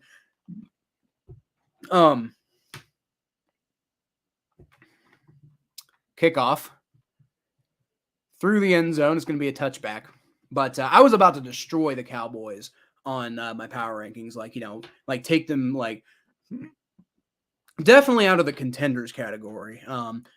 Probably still like the playoff hopefuls, but even then, like, near the bottom of the playoff hopefuls. But the way they've come back in this game, even if they lose, I'm totally gonna like still keep them among like Maybe I'll probably drop them a little, so I'm not exactly sure where they're going to end up, but I'm definitely not going to like slaughter them like I was going to, just because this comeback has been impressive. Micah Armstrong, Marcus Lawrence, Bohanna, and Wilson. Yeah, man, the Cowboys got some talent on that defense. They haven't really been using it great today, you know?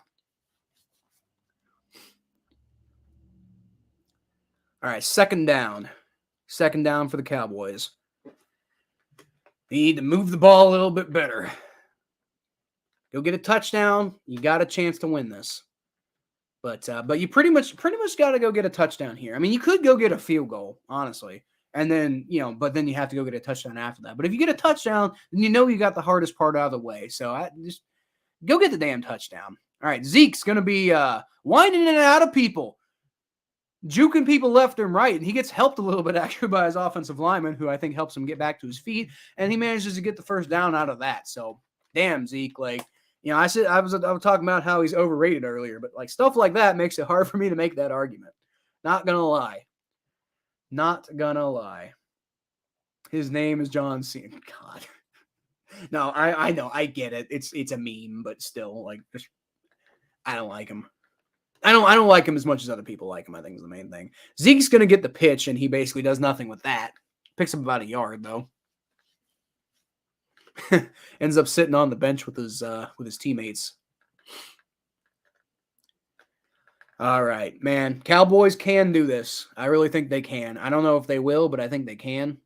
And like I said, now here's the thing. I'm mad at the Eagles now. I might root for the Cowboys now, just straight up, because the Eagles fucked up my prediction. It can't be 27 anymore now. It's 26. They went for 2. They didn't give me my 27 points, so I'm mad at the Eagles now. So go Cowboys. Cooper Rush is going to throw deep, and that's intercepted. Sorry, Majestic. That is intercepted by Bradley Roby Coleman, I believe. Yikes. Why was the clock running? I don't know. Not entirely sure. John Cena and his 4 moves of doom is about as exciting as paint drying. That's how I feel about the WWE, honestly. Like, I hate the WWE. Like, and it's not even just the fact that it's fake. The fact, like, even if it wasn't fake, it's just like, it's so corny. Like, I don't care. But I mean, also the fact that it's fake is just like it's redneck theater is what it is. Like, if you're into that, then cool. Like, I'm not trying to shit on people for what they enjoy, but I'm just like, that's kind of stupid. Like, I don't like the WWE.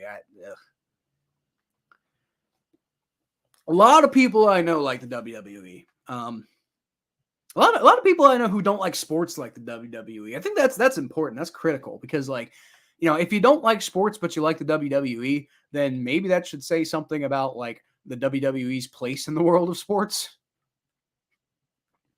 I don't know. It's my opinion. That pizza looks good, man. Like, the problem is it's Pizza Hut, and Pizza Hut's pizza is just straight trash. But I'm not gonna lie, the way they presented it on the screen looks damn good. God, I could go for a pizza.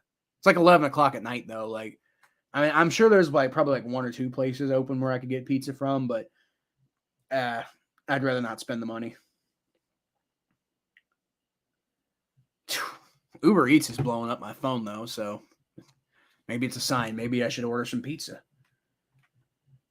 No, I'm not going to do that. It's like 11 o'clock at night. Like, I'm not even saying I'm not going to do it tomorrow, but like doing it today, like that would just be completely like pointless.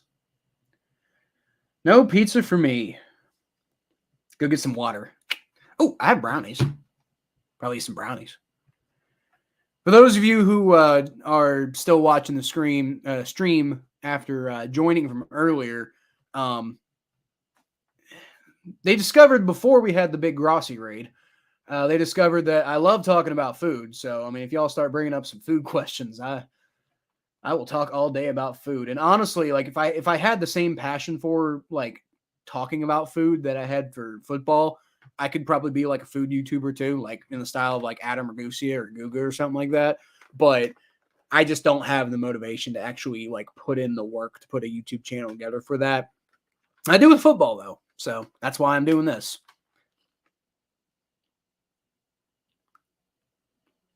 Dude, that was a really good. That wasn't even like it wasn't the best throw by Cooper Rush, but that was a great play by Bradley Roby Coleman to basically go dive for that interception and make that, because it really should have just been an incomplete pass, but it ended up being like just enough. Cooper Rush is trying to argue for roughing the passer, but I think it's kind of soft. What is my favorite type of meat? I mean, like steak.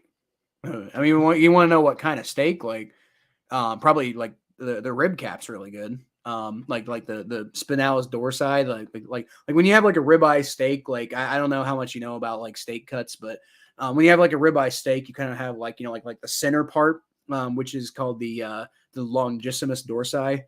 It's basically like it's basically like the muscle that runs all the way from like like the leg and everything like that. It's like a very highly used muscle and everything like that. But on the outside, you have like this really tender like strip that's kind of going above it. It's called the spinalis, and it's actually its own piece. It's its own cut. So I mean, if you take like a whole ribeye, as Jalen Hurts quarterback dives for yet another first down, there is a flag though, so we're gonna find out.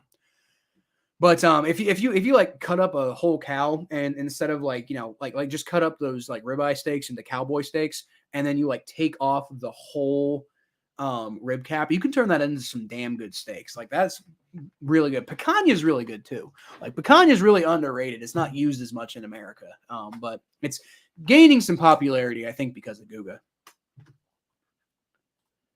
Comment disappeared. No, sorry. Cow cheeks when you can. Yeah, dude, cow cheeks are really underrated too. Cow cheeks are damn good. And I'm going to be honest with you. I don't know if any of y'all have ever had tripe, but when tripe, which is like the stomach lining, when tripe is done really well, like you go to like a good Peruvian restaurant and get it like good and like, nice and seared. And then like, in like a good, like,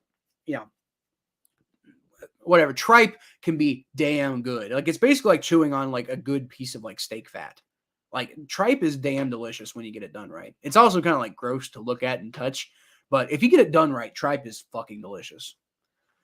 All right, Jalen Hurts is going to keep the ball and run with it, and gets his legs stepped on, but he picks up about 6-7 yards on the play, so good play for the Eagles there. And the Cowboys really going to need to kind of step it up on defense here, because the Eagles are just kind of like, whittling that clock away at this point. So if the Cowboys want to have any chance, then they pretty much got to get it done now. So it's 2nd and 5 with 3:45 left in the game as the clock is actually running in the middle of it.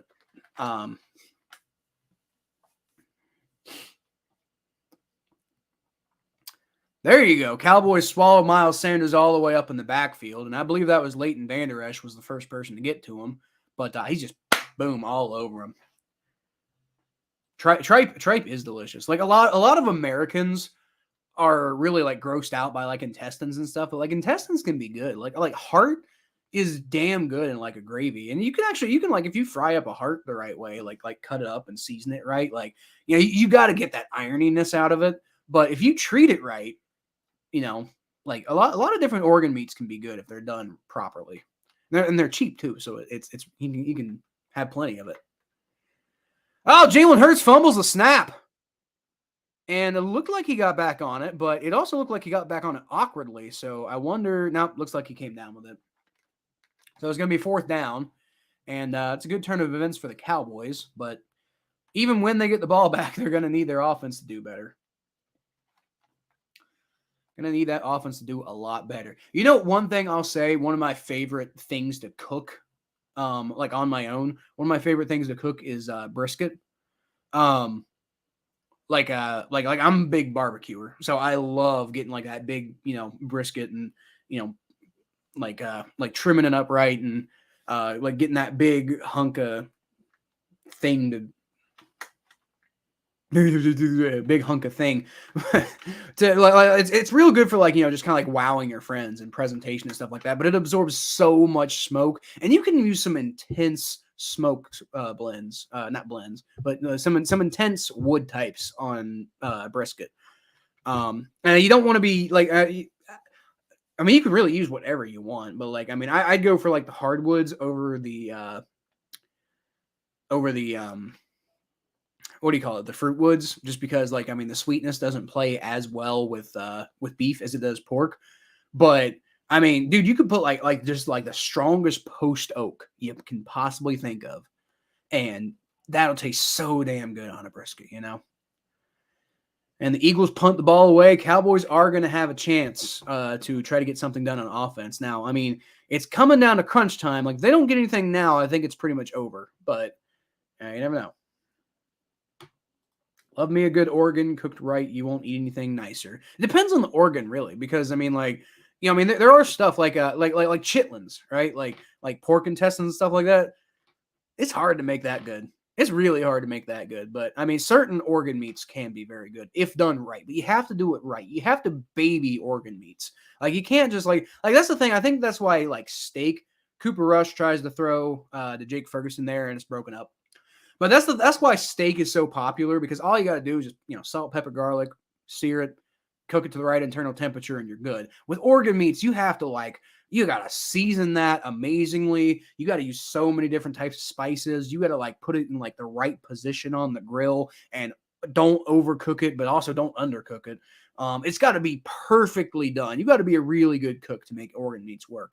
And I think that's why, because steak's just easier, right? That's why people go with that. All right, Cooper Rush, empty set, and he's going to throw, and it is caught. I think he gets the first down, Jake Ferguson. Looks like he may have not quite gotten it, but I think they're giving it to him. Probably giving forward progress on that one. Don't think you're going to win. Don't know if you're going to win the game anymore, but you hope you do. Well, you still got a chance. You got the ball now on offense, and you need to be going a little bit higher tempo than you're going right now.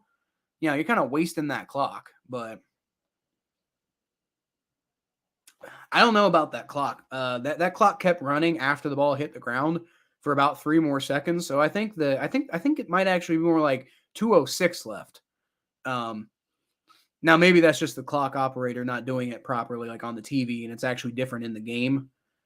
Because you'd think the refs would notice, right? Like, the clock should be at 2:06. Not that it makes that much of a difference. This is still the last play before the 2-minute warning anyway. But it looks kind of weird to me. All right. Cooper Rush throws out to CeeDee Lamb on the right.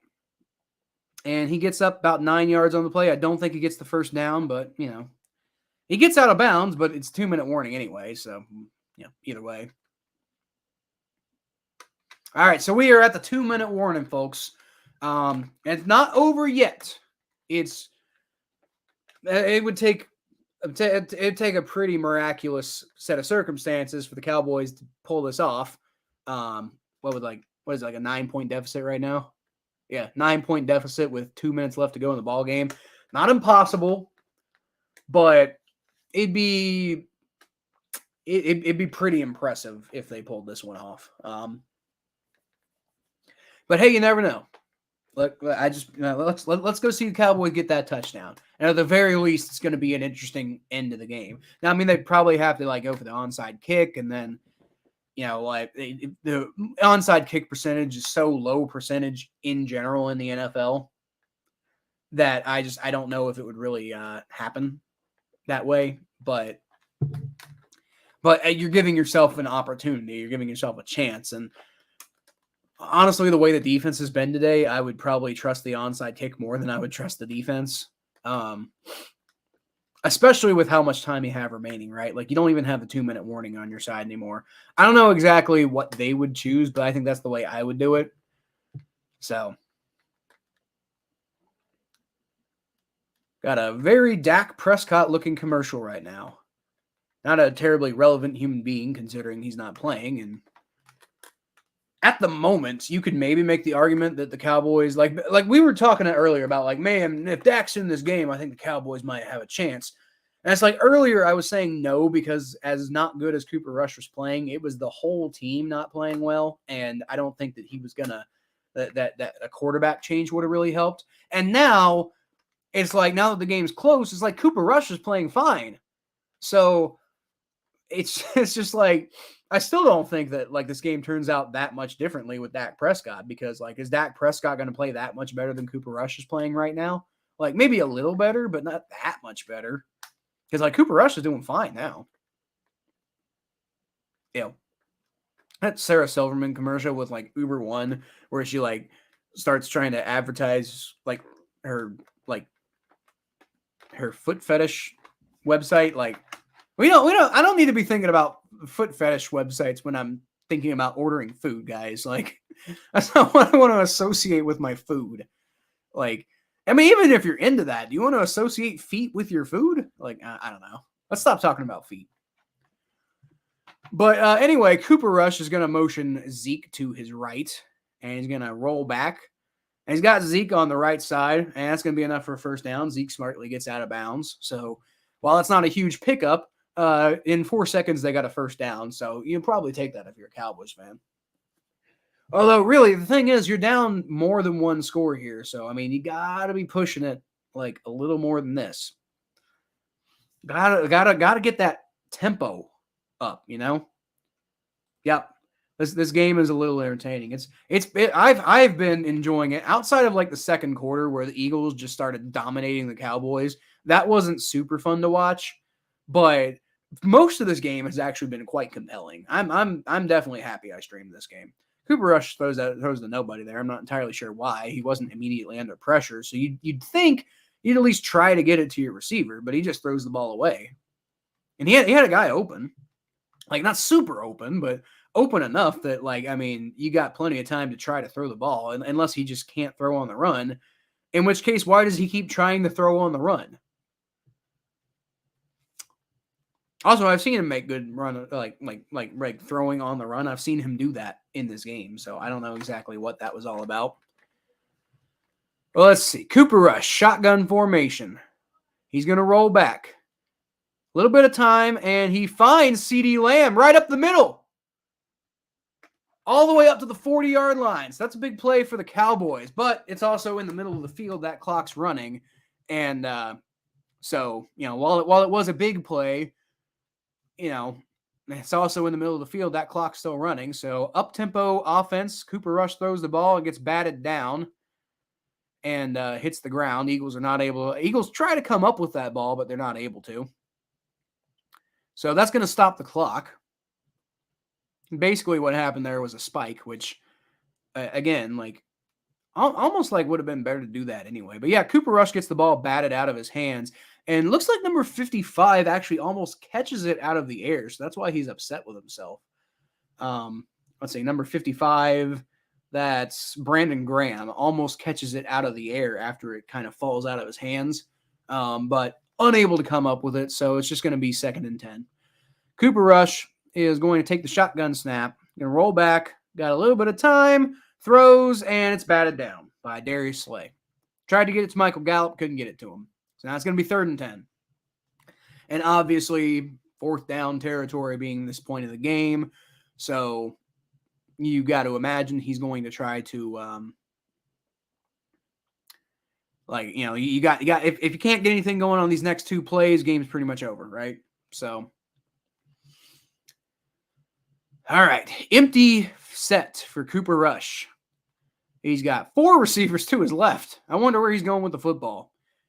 And yep, he definitely goes to one of his slot left receivers and doesn't get anywhere near him.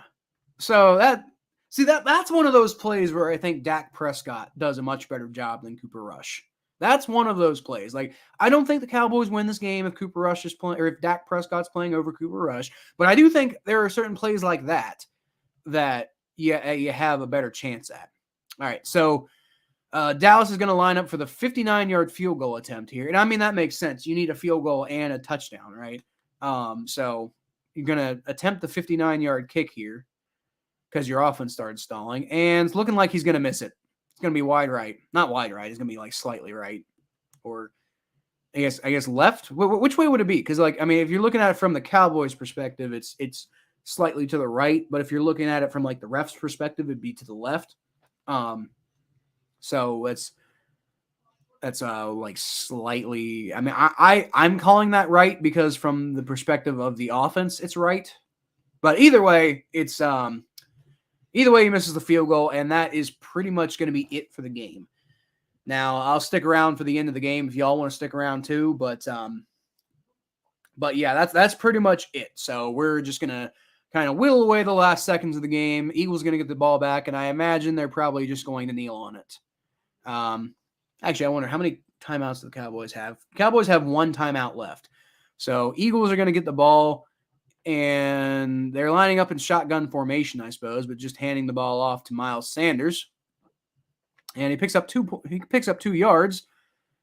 Okay. So I looked at ESPN. That said that they had one timeout left. I guess that was probably updated after they took this timeout. So they had 2 timeouts, and there is still the vaguest possibility of a chance. You could like stop the Eagles here and have like 30 seconds left in the ball game, and like throw a Hail Mary and get the touchdown, and then get an onside kick, and then go get a field goal. That could still happen, but beyond like just like the biggest miracle of all miracles, this is pretty much over. But if you're the Cowboys, you got to do everything you can to possibly try to win. Fuck the Shields. Yeah, sorry, bub. Sorry, but hey, the Cowboys. I think there's gonna be offsides on the Cowboys there on that play, so that'll probably do it. But hey, Majestic, man, at least y'all like made it an interesting game, right? At least y'all turned it into like a compelling, interesting game to watch. At least this didn't end up just being a giant blowout and it wasn't fun, right?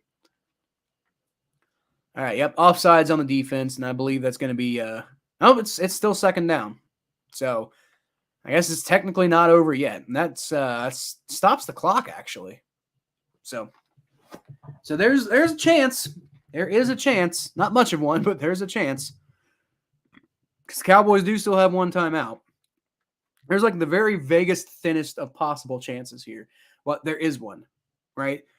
So 2nd and 3. If they get a first down here, it's over. But we'll stuck through it to the end anyway. All right, hands the ball off to Miles Sanders. Cowboys swallow him up there, and they're probably, I imagine, they're going to take their last time out here. There's a big fight on the field. What the hell's going on here? Big brawl breaks out. There's a flag, obviously. It's going to be unsportsmanlike conduct. But what is going on here? Cowboys are riled up, dude. In your opinion, rank these series: Star Wars, Star Trek, Lord of the Rings, Harry Potter, Marvel Universe. Okay, so for what it's worth, I'm never been a big Star Trek or Marvel person. They're calling the personal foul on the defense, so that's probably going to do it for this game. Let's see, rank these series. So I'm never been a big Star Trek person. I don't really get into the Marvel Universe either. But so if we're just talking about my opinion, it'd probably be like, number, let's see, it's 1, 2, 3, 4, 5. So that's 5 series. Star Trek would be number 5 for me. Marvel would be number 4. And it's literally just because I don't really get too much into either of those series. And then Star Wars, Lord of the Rings, Harry Potter. So like, okay, so if we're talking about purely my opinion and which ones I follow, it's like Harry Potter I'm a big Harry Potter fan. So Harry Potter is going to be number 1. Probably Star Wars number 2, and then Lord of the Rings number 3. And that's literally just what I follow. In terms of quality, though, it's completely different order. You got to go Lord of the Rings number 1. You got to go Star Trek number 2. And then probably Star Wars number 3, Harry Potter 4, and Marvel 5. Maybe, I guess, because I'm just thinking of the movies, right? But we're also probably throwing like the comics into that too, right? So probably Marvel over Harry Potter, but I don't know. Harry Potter is definitely my favorite of all of those. So I think my bias might be seeping in a little bit in that, but no, yeah, for me, Harry Potter 1, Star Wars 2, Lord of the Rings 3, and then the other 2, just, I don't know. I don't really care. All right. Eagles are going to kneel on the ball, and that's pretty much it. Dallas does have one timeout left, but I think they know it's over, so they're just going to let the clock run out. I've seen it before where teams have taken spite timeouts on the kneel down, even though there's no possible, like, they're just going to kneel down on the next play and run out the clock. But I think Mike Tomlin did that. Didn't Mike Tomlin do that? 10 points to Gryffindor. No, thank you. No, thank you. I'm a Slytherin. And I'm proud of it. At least according to the sorting hat quiz.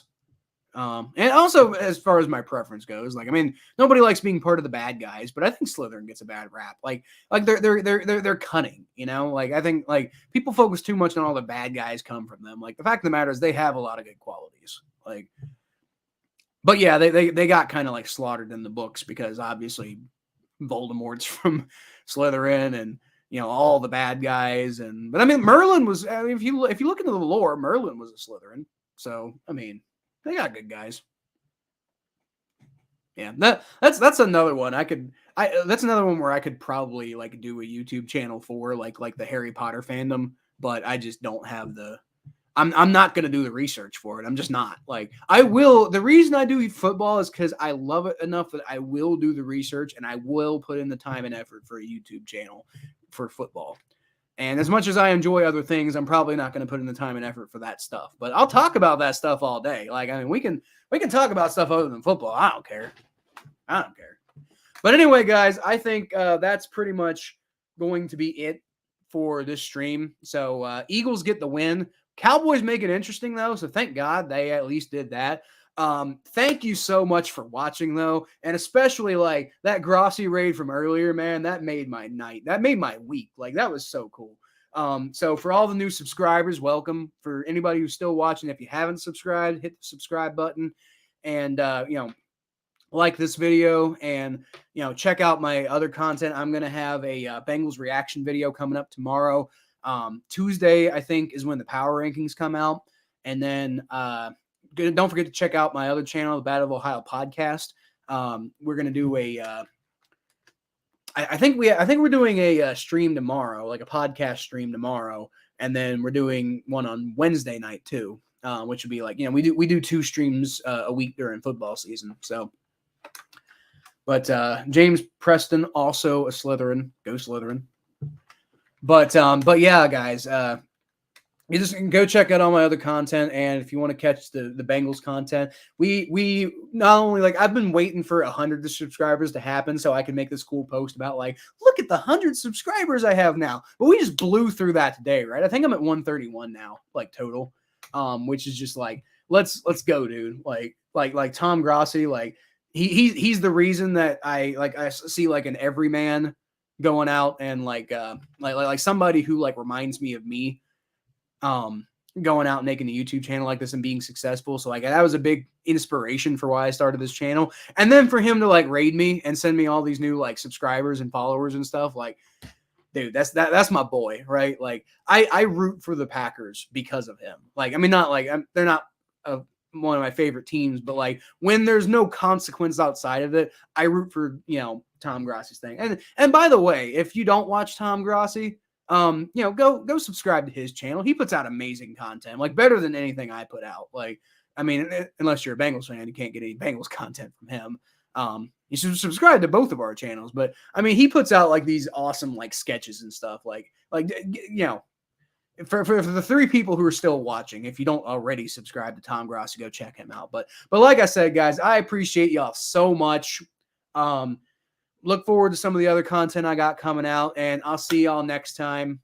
Probably be actually, I guess probably tomorrow night. I'll probably be streaming tomorrow night. Other than that, though, I am pretty much done for tonight. I need to go get some food because I'm hungry. So with that, I'll leave y'all, as always, with a hootie!